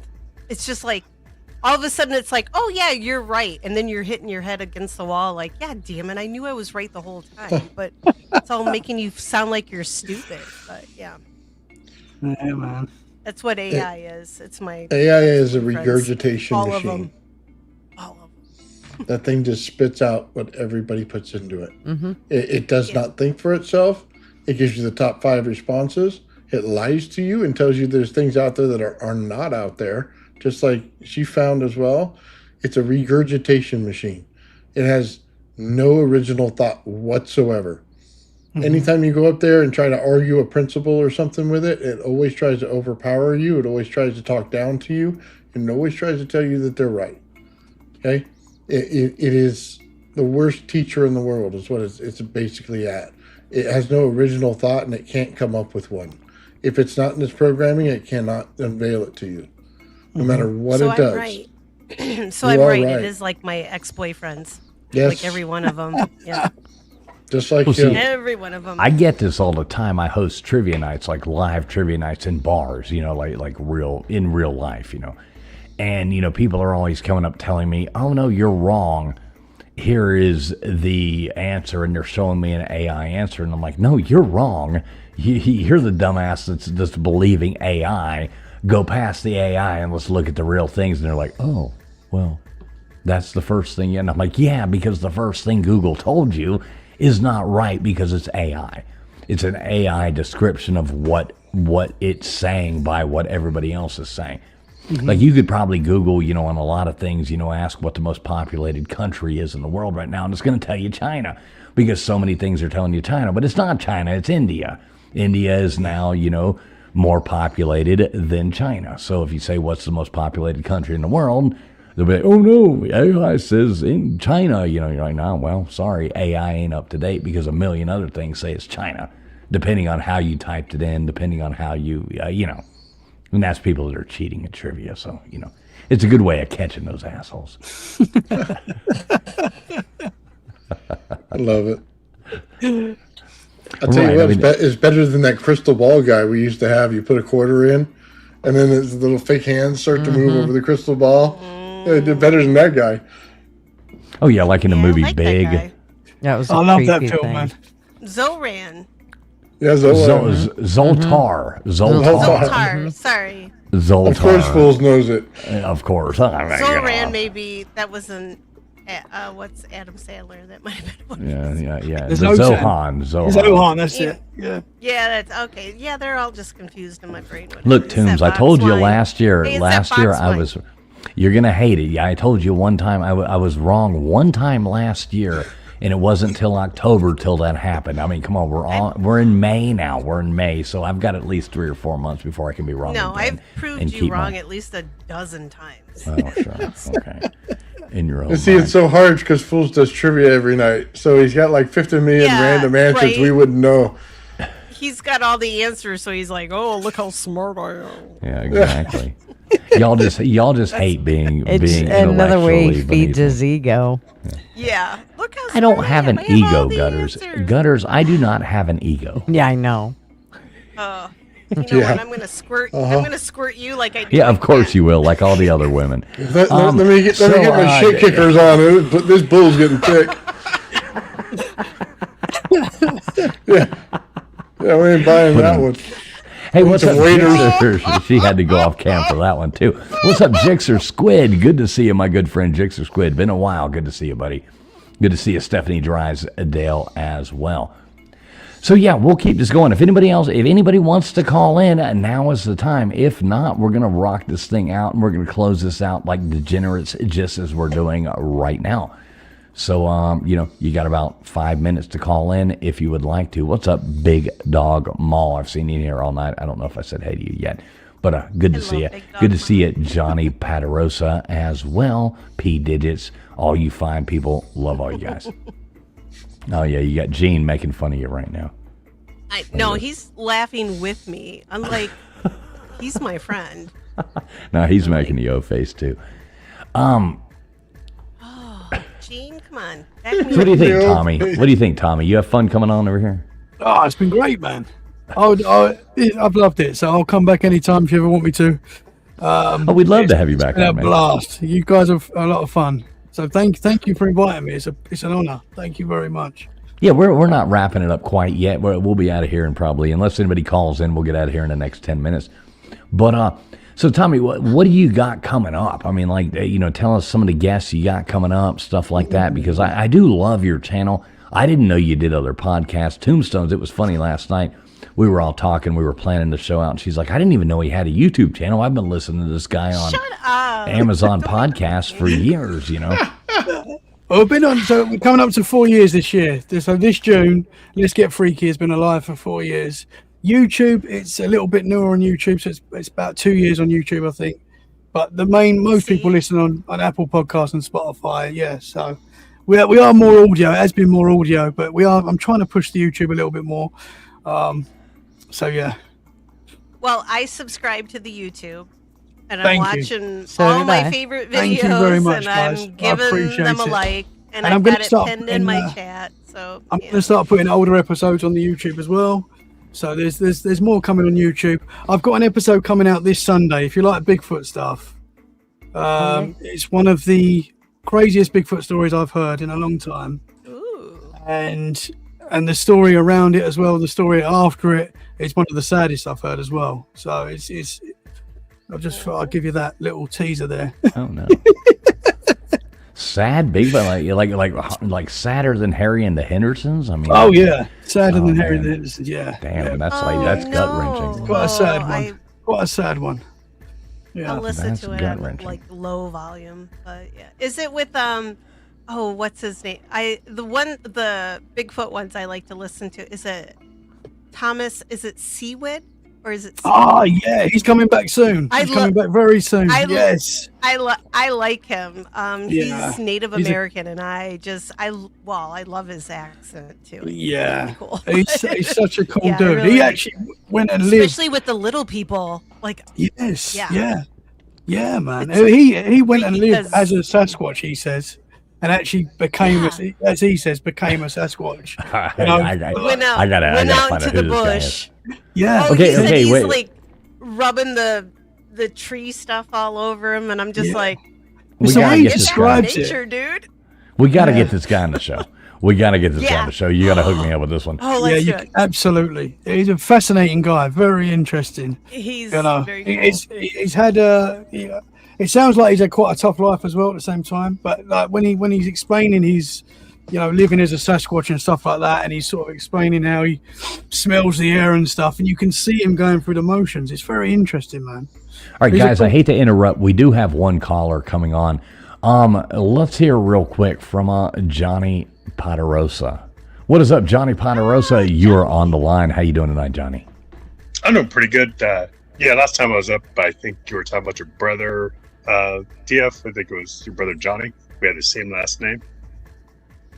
Oh, well, no, maybe a friend of mine, Johnny. But yeah, I think we confused you with that person. But yeah, what's up, Johnny? How you doing?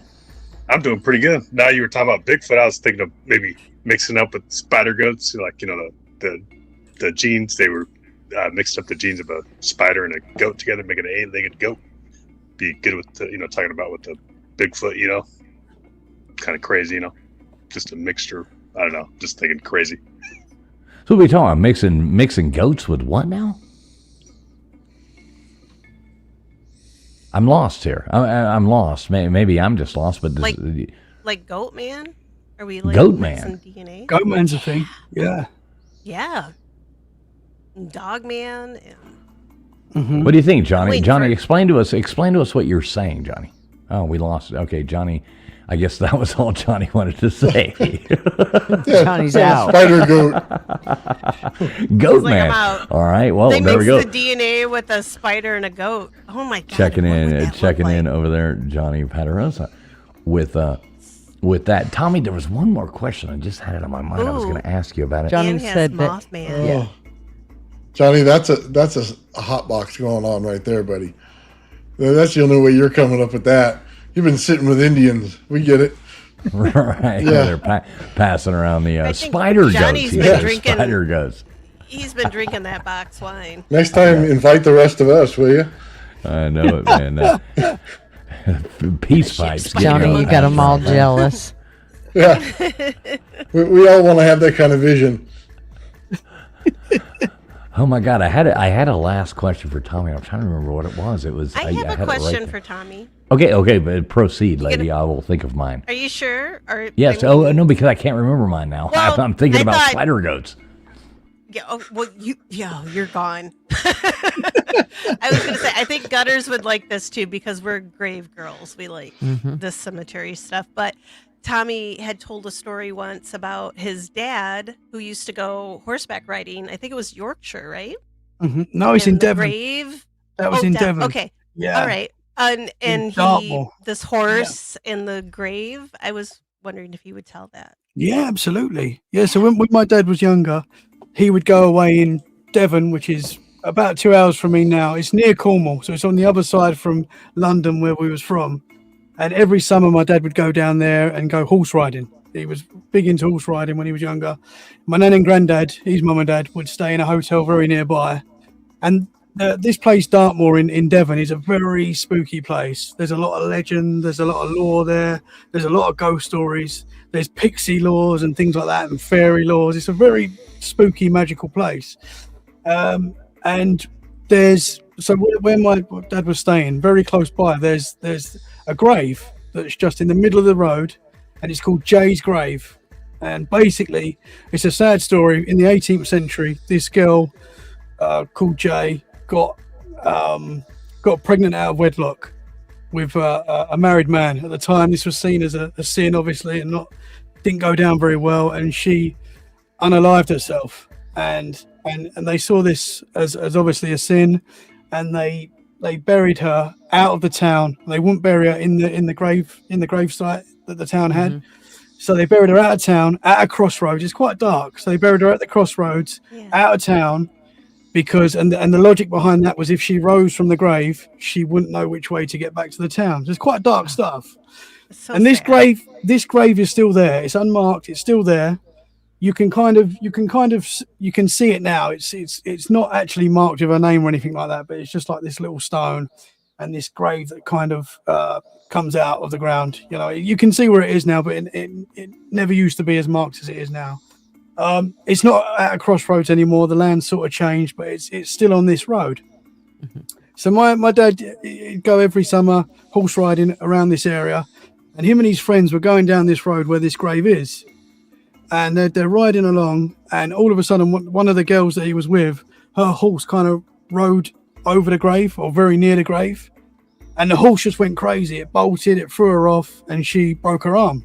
Oh, She had a bad injury, and they kind of, they didn't put it down to the grave then, but they found it quite strange it happened there and stuff like that. And this horse had never done it before. It's very out of character for the horse as well. The next year they went back, the same group. And they're going down this road, and the same girl and the same horse, as they came up to the grave again, the horse just went crazy again, and it threw her off again, and she had another serious injury. I think she broke her leg. So like 2 years in a row, she had this weird injuries around this grave. So I've always seen it as like a not a good thing, basically. Yeah. But there's Wow. so many people see things there, and it's very interesting. And the flowers change on the grave every day. So, That and was when the you cool part. I like that Yes. the flowers change every day. I'm just like always really? fresh I don't flowers on the know. grave, Yeah. and nobody Wow. knows who does it. It's like an old legend.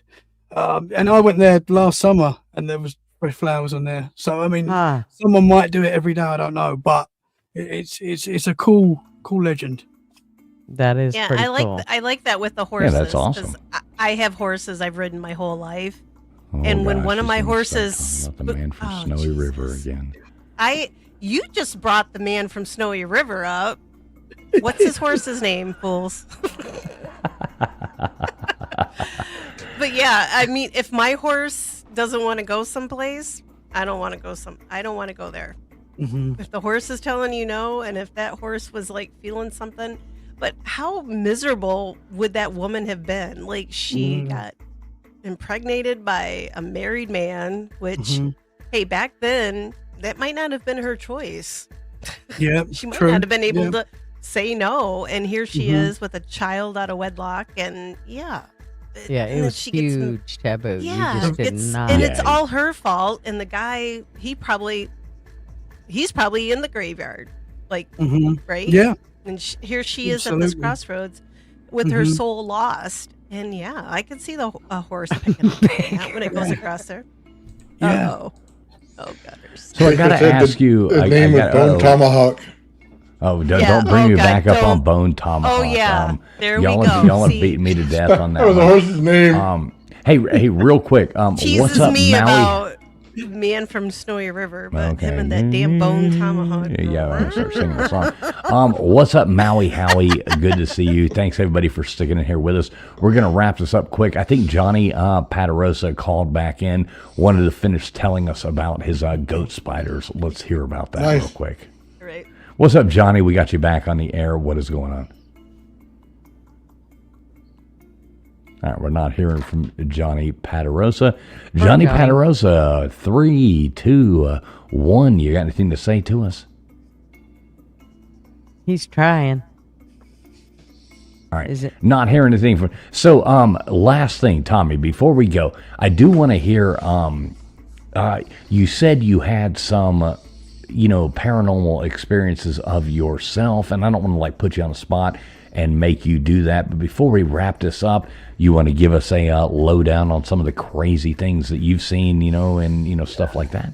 I've had quite a lot. I'll tell you something that happened when I was 10 years old, which is probably the reason why I do Let's Get Freaky, because it kind of set me off. That was like when I knew that this stuff was real. So basically, we grew up in a haunted house. Very weird things used to happen there. You always used to hear someone walking around at night when everyone was in bed. Strange vibes. Things used to go missing. Your classic haunted house stuff. One night, me and my brother shared a room, and we had bunk beds. And I remember I was a very bad sleeper. I still am, actually, now. I'm still not great. I still get very scared of the dark to this day. I still don't like being in the dark on my own. If my wife's away, I've got some sort of light on or TV on. I can't be in the dark. So when I used to wake up as a kid, I would like try and get in bed with my mum and dad. And they kind of, and this went on for years. I would get in bed with my mum and dad during the night, and they kind of, I was 10 years old, they'd had enough of it, and they were kind of trying to stop me from doing this. But I was always very scared. So if I woke up during the night, I would be scared straight away, just being in the dark. One night I woke up, and I was scared anyway because it was dark, but you could kind of see the street lights was coming in, so you could see like the layout of the room. And I just remember looking down in the corner of my room, and there was a man sitting at my desk, like a full-bodied apparition. There was a man at my desk, and I wasn't thinking ghost or anything like that. I was just thinking, there's a man in my room. And I was hysterical. I screamed, Mum, and my mum's come running in. Now I can still see this guy sitting here, and he was kind of sitting there at our desk with his head in his fists. Now the thing is, this guy, he looked like William Shakespeare. That was the kind of look this guy had. He had like long hair, he had like a brown suit on, he had like a brown beard. He wasn't from our time, this guy, but he didn't move. Like, he didn't look at me, he didn't seem to acknowledge me. He didn't change his facial or anything, but I could see him solid. He was there, undeniable. And I was terrified. My mum's come running in, and I'm pointing to the corner, there's a man. And she's kind of trying to calm me down. And she's gone over to where this man was. I don't know if she's gone through him or anything like that, but she's come back to me. There's no man there, but I can still see him. Like, he's not moved. I can see him very clear, solid. So after a lot of back and forth, my mum has made me stay in the room. And I was terrified. I didn't want to get out of my bed. I was just so scared. And I just remember going under my covers and just sweating and crying. I was just a mess. And I kept looking, like, all night. I just kept looking, and this guy was just sitting there. Like, he didn't move. Like, and I, people say, was you dreaming? I said, I don't think this wasn't a dream. My mum remembers it to this day, coming in the room and making me stay in the room. And she apologizes to this day that she put me through that. So somehow that night I fell asleep. And I woke up the next morning and that man was gone, and I never actually saw that particular man again. I had other weird stuff happen in the house, but from that moment it was like this stuff is real, man. You know, that was undeniable for me. So yeah, that was my first big paranormal experience. So how do you feel like do you still have them, or like is this something still haunting you, or do you move on from that?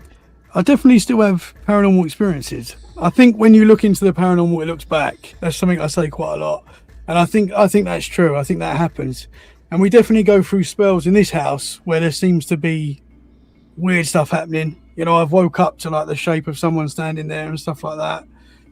It terrifies me. I don't want any more paranormal experiences, but it does happen. There was one night, you know, last year, it was a couple of years back now, when I woke up and I thought my wife was sitting up crying. I could see her sitting up crying, and I kind of got up and I was like, "What's the matter? You okay?" And I put my hand on her back.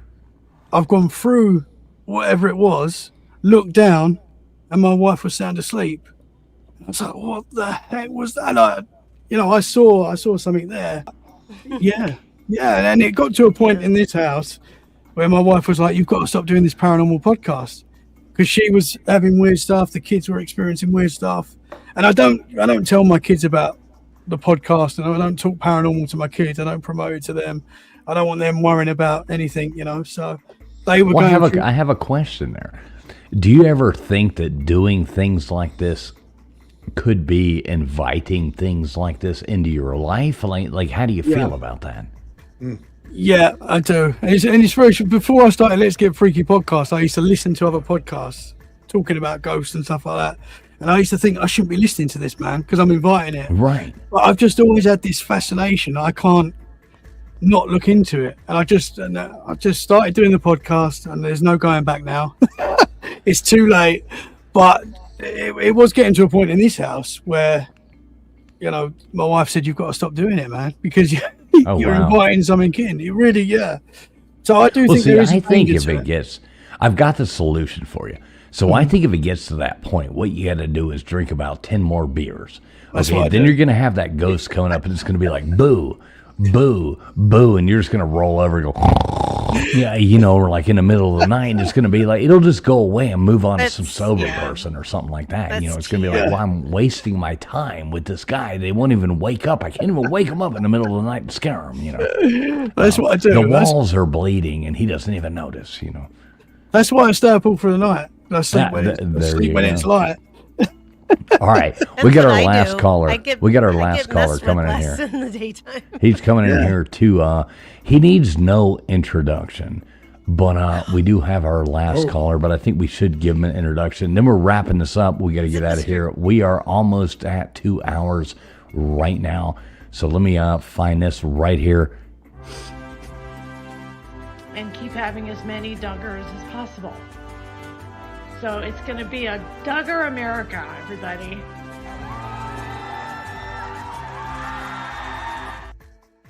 What is up, Mr. Duggar Fishing? How you doing? Oh, hey, yeah. How are y'all doing it? First off, I got one thing to say. I sit here and listen to this cat, Tommy. Glad to meet you, Tommy. I'm Mr. Duggar. Nice to meet you, man. If you got a bird embezzling from you, I can help you. He is my YouTube lawyer. So yes. But you're talking about that guy that's sitting there, stuff like that. He wouldn't have had a second day to hide in the corner on me. I'd have left that house. I would have. I just, you know, I'd throw the Bible in my hand and run down the road and say, "Jesus, protect my back," you know, because I'm gone. Mm-hmm. I don't know. I mean, that's too spooky, bro. I've seen some shit. I felt some stuff, but to have something materialize to spook me like that, that's like feet don't fail me now. You know what I mean? Absolutely, man. Absolutely. Well, I pray now. That's something that gets me through this kind of stuff now. I pray a lot. You know? I'm too blessed to be stressed, but I don't know how you went through something like that, man. Yeah, it was terrifying. You know, it really was. You know, it it's not a fun memory. It is probably why I do this show, because it got me so hooked on the subject, I guess. But it wasn't a fond time, that's for sure. A question I have, is this the only place that you've ever had them kind of experiences? No, I've had stuff happen in this house, some weird stuff. I think the paranormal's everywhere. To be honest, I think the potential for supernatural attacks can happen at any time. I believe that. I think we're constantly in a supernatural battle, if you like, whether you're open to it or not. I think sometimes there is things going on around us that we just can't see, and Sort when of like purgatory or something like that, or kind of hung out in limbo. Especially when you look into this stuff, and I know you can say if you're looking into it, you're thinking about it, you maybe can manifest some of this stuff, but I've experienced too much to know that this stuff is real, and it is scary. Back in the good old days, were you doing the good acid or the half-ass good acid? Oh. Were you in the mushrooms? Were you in the mushrooms? No, never done that, brother. Mr. No. Wow. No, I'd have to have some excuse why I seen something like that to stay. I would dust my feet off and gone. I think it makes a difference, though, if you've been seeing them since you were a child. Mm-hmm. I think it just makes us more like, as we grow, we see weird shit. And we're like, okay, that's weird shit. Yeah. And we just keep on going with our day. It's just like somebody who grew up watching a Porsche drive by every day. They don't just go, oh, it's a Porsche, oh, whatever. And other people would go, oh my God, look at that, right? But yeah. That's because you haven't owned a Porsche. I don't want to. Once you own a Porsche and you drive one, then sometimes you see those ladies blinking their eyes really fast. So that's not. I mean, I'm just throwing it out there. Take the top off a Jeep, and I'm gonna, I'll stick my leg out there. Well, it's not about the Jeep's She'll top. run over It's your not Porsche about the with her Jeep top coming off. Well, I'll knock him out and steal the Jeep. I'll be like, we'll get off the Jeep. Let's get back. Let me get back to the subject, because I only got about a couple minutes time here. oh, go ahead. I want to ask you, have you ever conversed with one, or any you ever felt like they were trying to tell you something, or was you just like, oh, there's a dude over there, and you never had any interchange? But that particular that's the only time I saw something in that house. No, I did actually see. There was another experience I had in that house where I was in my mum and dad's bedroom, and I was mucking around in their bedroom. They had like mirrors in their room, and I was in the corner of my eye. I saw a naked lady walk past me, right? A naked lady, and it went into my mum and dad's bathroom. And I followed what I thought was my mum into the bathroom, talking away, thinking it was my mum, and then there was no one in the bathroom. That was the only other time I saw something in that house, but they were like the two times that So you're following your naked mom into the bathroom. I didn't want to say. I mean, my mum used to walk around naked. My mum used to walk around. I know that's weird, but it's the truth. And, my mom did too. It was not weird to come home and she'd be sitting on the couch, like, putting lotion on, and I'd be like, "Oh my God, damn, Mom, y'all are really bothering me at my this friends. She's like, you don't have friends. It's fine. Because I'm like, what if I brought a friend home? She's like, no, you wouldn't. Yeah, thank God you don't have friends. Jesus Christ. Nobody likes gingers. Well, that's debatable, because I got two gingers on this stream I know, right now Mr. that I D. absolutely love. Gingers are And great. I love the two gingers. yeah. We got you top and bottom right here. We got the two gingers lined up, Ooh. top and bottom right there. And I love both of Sandwich. you. Mr. Doug, you got anything? We got Bruce in the back. I got to take one more before we wrap this thing up. No, man, I just wanted to come up and comment on that. And, I love you, Duggar. Thank you so much. I've been sitting here listening to it for a little bit, and it was amazing. It's just that you could have the fortitude to sit there in the same house where you see the boogeyman, or what I would classify as a bona fide boogeyman. I'd be gone. Mm-hmm. Congratulations and having faith in Jesus. That's what got you through it. I'm with you, Bubs. I'm out the door. I'm like burning the place down. I'm like leaving nothing but a bunch of sulfur behind, and kerosene and gasoline. I just wanted to acknowledge the people on the panel. Oh man, good to see you, Gutters. Good to see you. Tombstone, baby girl. Mr. Duggar. Hi. We love you, Doug. Hello, Mr. D. You do have the greatest people in chat. Remember, I'm too blessed to be stressed. Y'all take care of your little bitty selves. Doodly doo. We Love you, love Mr. Mr. D. Duggar right there. We love Mr. Duggar. That is my YouTube lawyer. He also does specialize in bird law. If anybody needs any bird law done, definitely get in touch with him. He is the best YouTube lawyer and bird law specialist out there. Last caller coming up right now. We're going to bring up Bruce. I want to hear what Bruce has to say. What's up, Bruce? You're up with us. Hey, Bruce. Hey guys, can you hear me? Yes, we can hear you loud and clear, Bruce. How you doing, buddy? Good. I'm driving, so I just got off an investigation. Doing a house. Now, is this Bruce Paranormal? Yeah, guys. All right, my ex-friend. I finally get you up here, Bruce Paranormal. How are you doing, my friend? Doing well, guys. Doing well, my friends. Just got off an investigation. It just sucked tonight. So, but yeah, I figure I'd call in and just say hi and love talking to you and hearing you guys. So No, it's great to have you on. I love your channel, man. I love your X channel. I follow you over there. I'm always trying to, liking all your stuff, watching your you're on the site, paranormal investigations and stuff like that. I know Tommy does, he watches all your stuff too. I know Tombstones does as well. Absolutely. Goddamn, Bruce, Yeah. I feel like we're being blessed by a celebrity right now. So I know. good to have you here. wow, hey guys. Oh my God, It's like I'm the blushing over second here. coming. Yeah, I'm over here blushing over here. You're a legend, brother. Yeah, thanks, guys. Thanks. Yeah, I've just been. I mean, I popped in. I was hearing about some lube and stuff like that, and I'm like, hey, I got to get home. Like, so, yeah. I gotta stop at Walgreens first and get my. Yeah. I got to get some cheap champagne, and yeah. Like, All right, he's stopping, grabbing a couple bottles of Boone's Farm on the way home, and is no, definitely, he's getting the box wine, big box. yeah. Oh, I know there's some ladies out there that love some boxed wine. Yeah. Well, you don't have to look too TF far. keeps saying, "Oh, you shut up." Oh man. I'm gonna smack him after this. Yeah.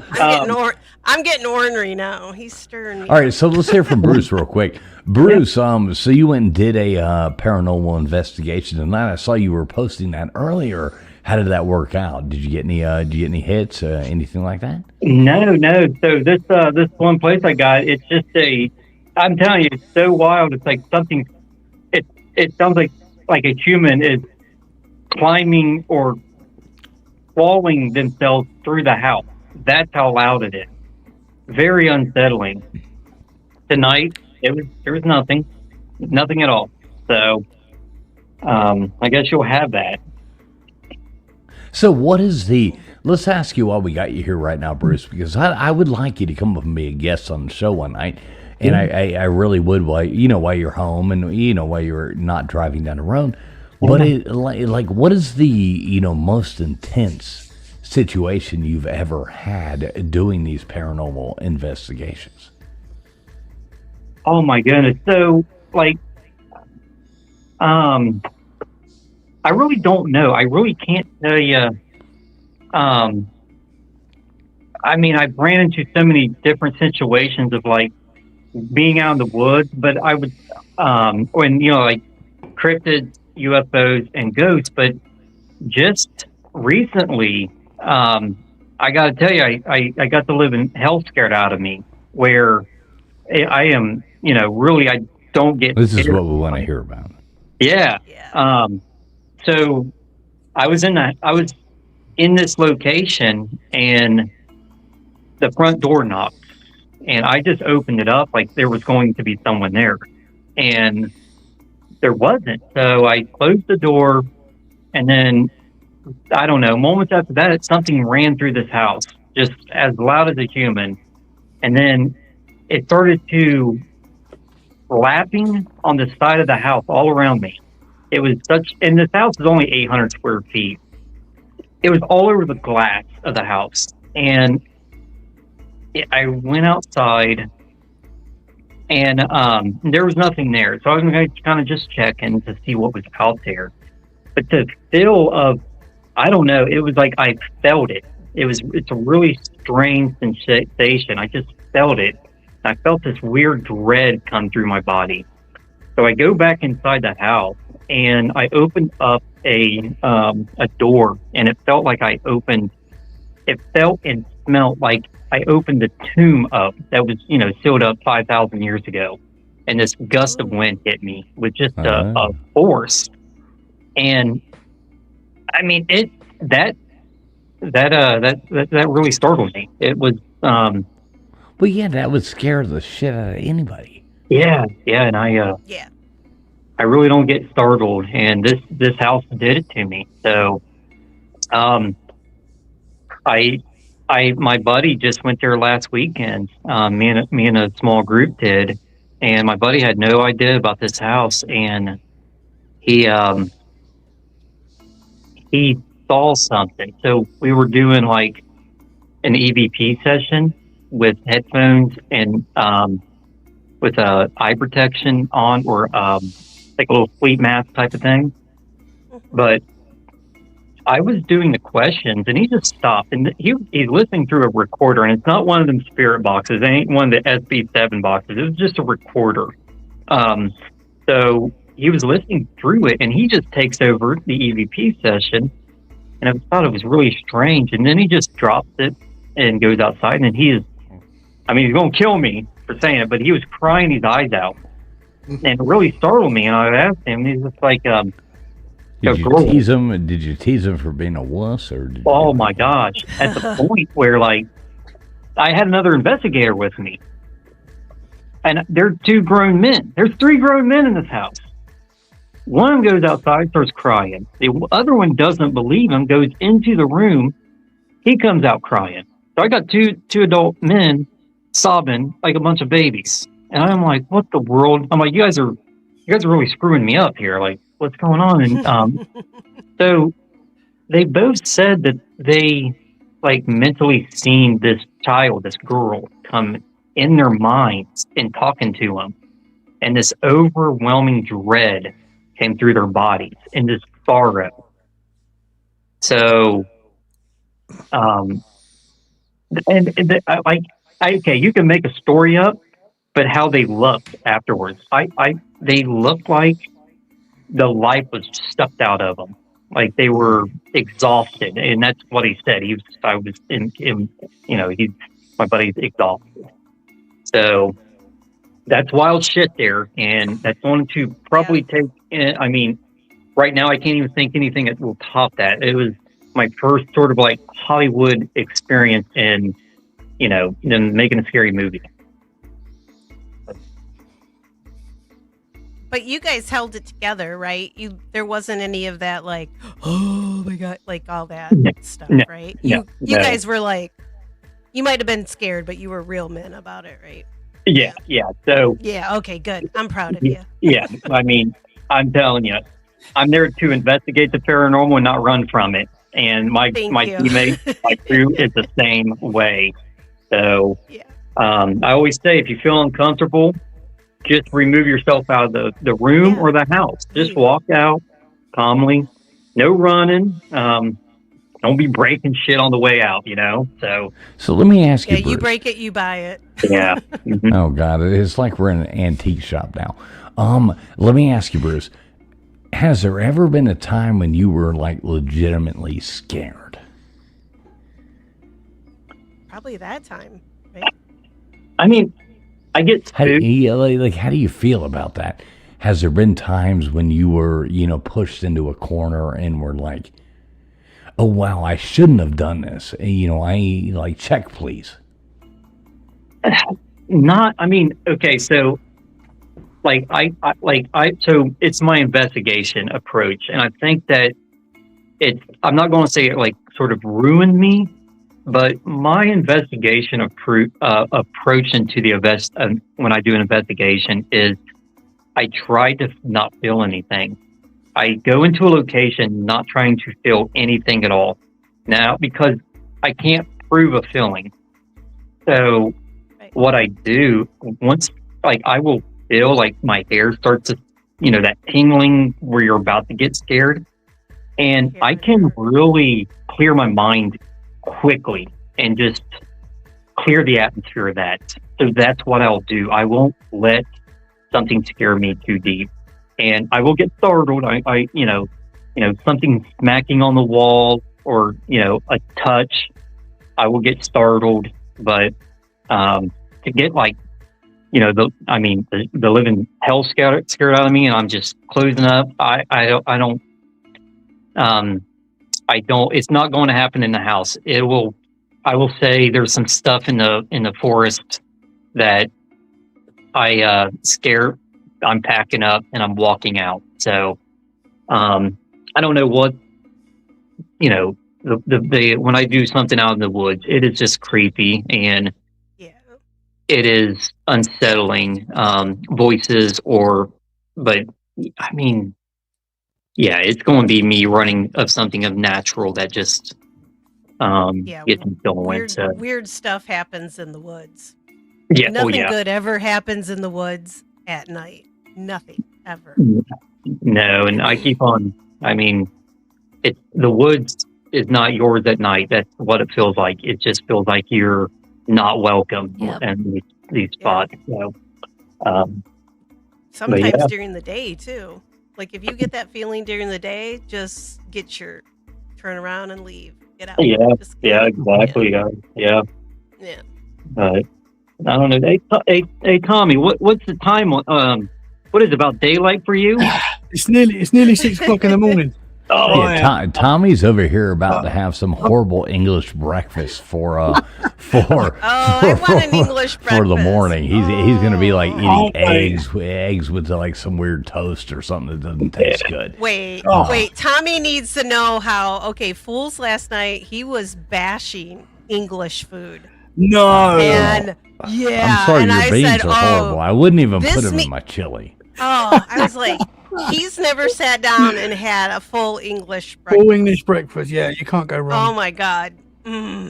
Yeah. Like right now, if I could make that shit myself. What's a full English breakfast? You got probably a piece of toast. Eggs, you got toast, you got beans, you got mushrooms, you got sausage. You got mushrooms in your breakfast. You got all sorts. You shut up, Fools. And they better be the psychedelic ones, or I'm not in. Beans in the morning? Oh yeah. Yeah. The only time we eat them. It's weird, but it's good. Like the first time I sat down at B&B and they put it in front of me, and I was like, "What the fuck are you trying to serve me for breakfast?" And I'm like, but I was so damn hungry. I was like, "Oh, well, I'm gonna eat it." And I'm so damn hungry. I'd eat these British people's food. I wanted it all the time. Oh no, I love English. All right, Tommy. So we do have to wrap this up. We're at the 2-hour mark. Bruce, I got to get you on. Bruce, one night I got to get you on as a guest so you can tell us about all your paranormal things. Yeah. We're wrapping this up. We're at our 2-hour mark, and we try to close this show down.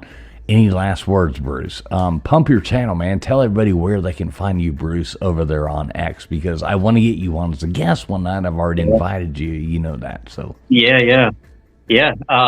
No, guys, I just wanted to chime in and give my 2 cents, and I want to talk more about hey, where's all the missing bells? The Tartarian, Tartaria. Eye of Sahara. Man. Well, plug your channel, man. Tell everybody where they can find you. Yeah, man. Okay. That's all I got right now. So. Well, no. Plug your channel. You got a blog? You have a blog? Tell everybody where they can find you. We got 200 and what is it? 203, 204 people watching right now live. So plug your channel. Tell everybody where they can find you, Bruce.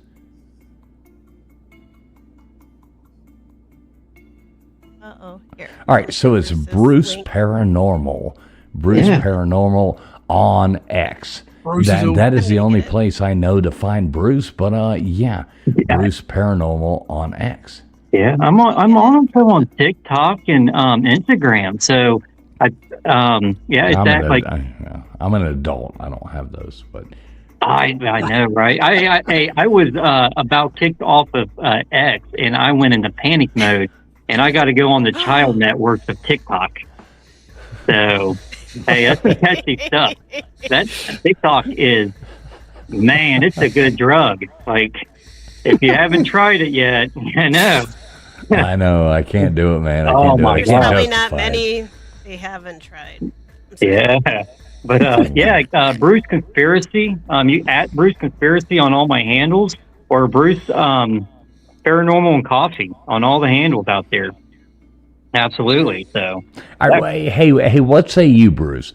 I'm going to say, how about next month we figure out a day where you and Tommy can both come on here together?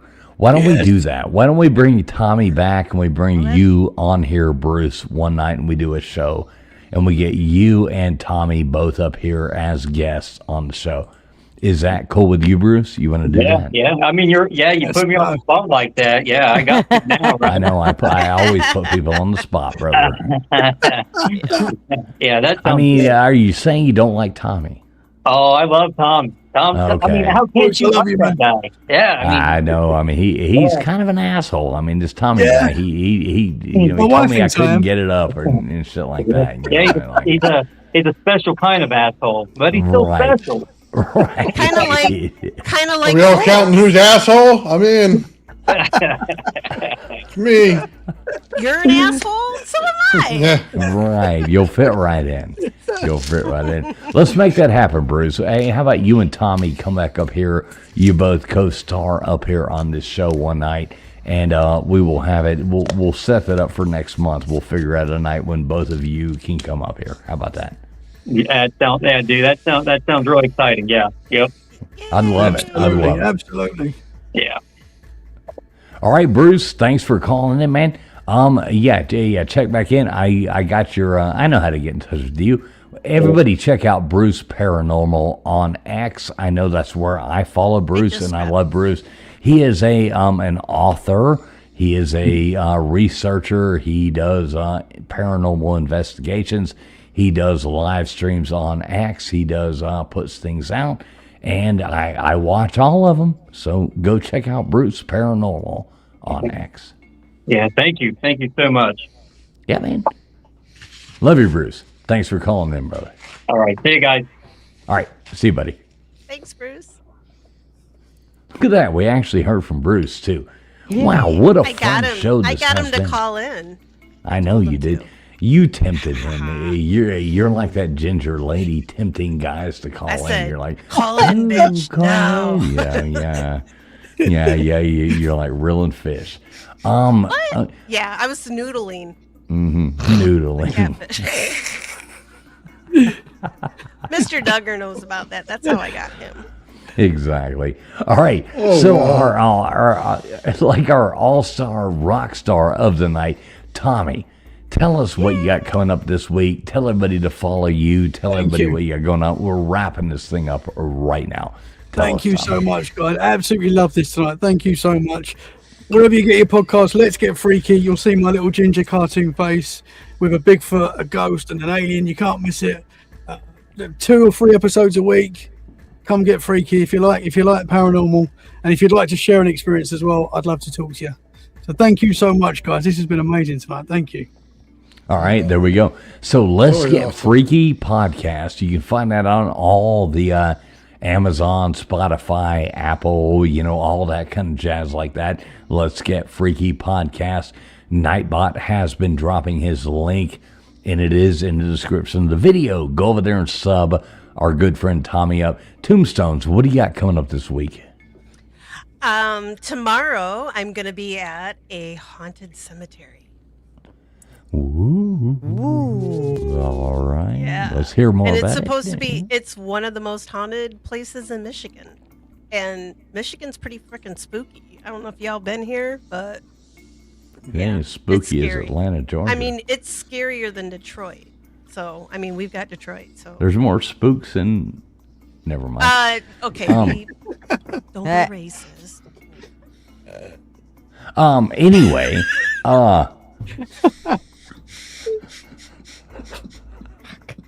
so everybody make sure you go over there and We can't sub take up him to- anywhere, dude. See, she's got to go off camera again. How many times can I make this lady go off camera tonight? So make sure you go over there and sub up to Tombstones. I know Nightbot has dropping it over and over and over again. Anybody who is a mod, could you please drop Tombstones in there as well? I know I got like every 5 minutes. We're dropping Tommy's the link right and left. Nathan, what kind of crazy old man builds stuff you got coming up for us this week? Well, I'm working on the anti-gravity weight reduction. So, like I said, I got 1.5 pounds. I need to get 3 pounds by the end of the week, the next week. And hopefully the thing only weighs 4 pounds. So that should put me right in the ballpark, man, of having it done by the time I get to Tesla Tech. So that'll be in August, I think it is. So tell us about Tesla Tech. Basically, people who come up with inventions, Tesla coils, things like that, all get together and basically have a conference. And you're able to get on the stage and tell everybody what you've been doing, showing them the receipts and everything. Just builders out there, not a bunch of pontificators, not a bunch of math whizzes. You got people who actually put hands on, doing stuff. And I love that crowd, man. Because where is it, and what is the website so we can go check it out? Because I want to go. It's in New Mexico. Okay. And Tesla Tech is the website name, teslatech.com. And basically what's cool, what is it, Roswell, New Mexico, right over by there, is what you can go in driving distance from it. So what's cool is there's a lot of people doing a lot of different research on things. And this year I'm doing the IMR, the initial mass reduction. And then hopefully next year I'll be doing anti-gravity.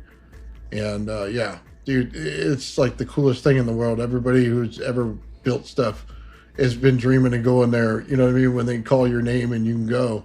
So I got my opportunity. So here we go. I want to come check that out. So keep me posted on that. I've never been to New Mexico. Yeah, maybe I'll come down there and hang out with you. Yeah. And you go to Tesla Tech. That would be pretty cool. I'm sure I could run my mouth and have a good time there. I'm good at that. At least having a good time. People tell me I'm bad at running my mouth, but yeah. So check out Old Man Bill's. Tell everybody, Old Man Bill's, where they can find you. Oh, anytime you type in Old Man Builds on any platform, it'll come up with my stuff. All right. So there we go. Type in Old Man Builds everywhere you go. Gutters Pub, what do you got for us this week? It's a surprise for you as well as me. We'll see how it's all gonna go. But hopefully I'll be there Tuesday, and we'll do something fun. All right, I'll try to stay away from politics. Yep, Gutters Pub every Tuesday night. She's going to try to stay away from politics. It's really hard, though. Gutters Pub every Tuesday night about 11 o'clock Eastern Standard Time. Go over there and check that out. It is always a fun time. I will be back this Sunday night. I haven't done trivia night in 2 weeks because I've been busy actually doing real life things. This Sunday night, trivia night, coming back. 10 o'clock Eastern Standard Time, trivia night coming back. We'll give away some cool prizes. We will have a whole lot of fun. It'll be a blast. So come over there. Make sure you tune in to that. Tommy, guest of the hour. Any last words for us, brother? This has just been an honor. Thank you so much, guys. Anytime you want me back, I'd love to come back and talk and get freaky with you guys again. I've absolutely loved it. Thank you very much. We loved having you. Man, Tommy's awesome, man. You've been a great. You guys are awesome. So awesome. Oh, look, I think if I do that, it'll like do something. You've been the most fun, Tommy. I've had a long time having you on. Old man's is just a. Yeah, I didn't make it quite to the heart. He's like, I'm My a ass square. is flat. I'm a ginger. I don't have one or a soul. Tommy's been great. Tommy's been great. Listen, everybody, please go over there and do check out our website. www.abbinormal, 2 A's, ABBI, abbinormal.com. Go over there and check that out. If you would like to be a guest on the show or anything like that, please email us through that. Reach out to us on social media. Do whatever you need to do. abbinormal.com. We put a lot of work into the website, Mr. Producer has. Thank you, Mr. Producer, for doing all your hard work. In the back, abbinormal.com. abbinormal.com. Just go over there, please. Click on that website. Check us out. All the previous episodes are on there. We would appreciate if you go there. If you would like to be a guest on the show, abbinormal.com. Tommy, send some of your crazies over here. We would love to interview with them. So I'll send you a few. Oh, man, I want them all. So we're getting out of here, folks. Tommy, you've been a great guest. Thank you. Love you, brother. Thanks for being here. Thanks for Thank you everybody for calling in. Please tell us good night in the chat. We're going out here. Y'all hang tight.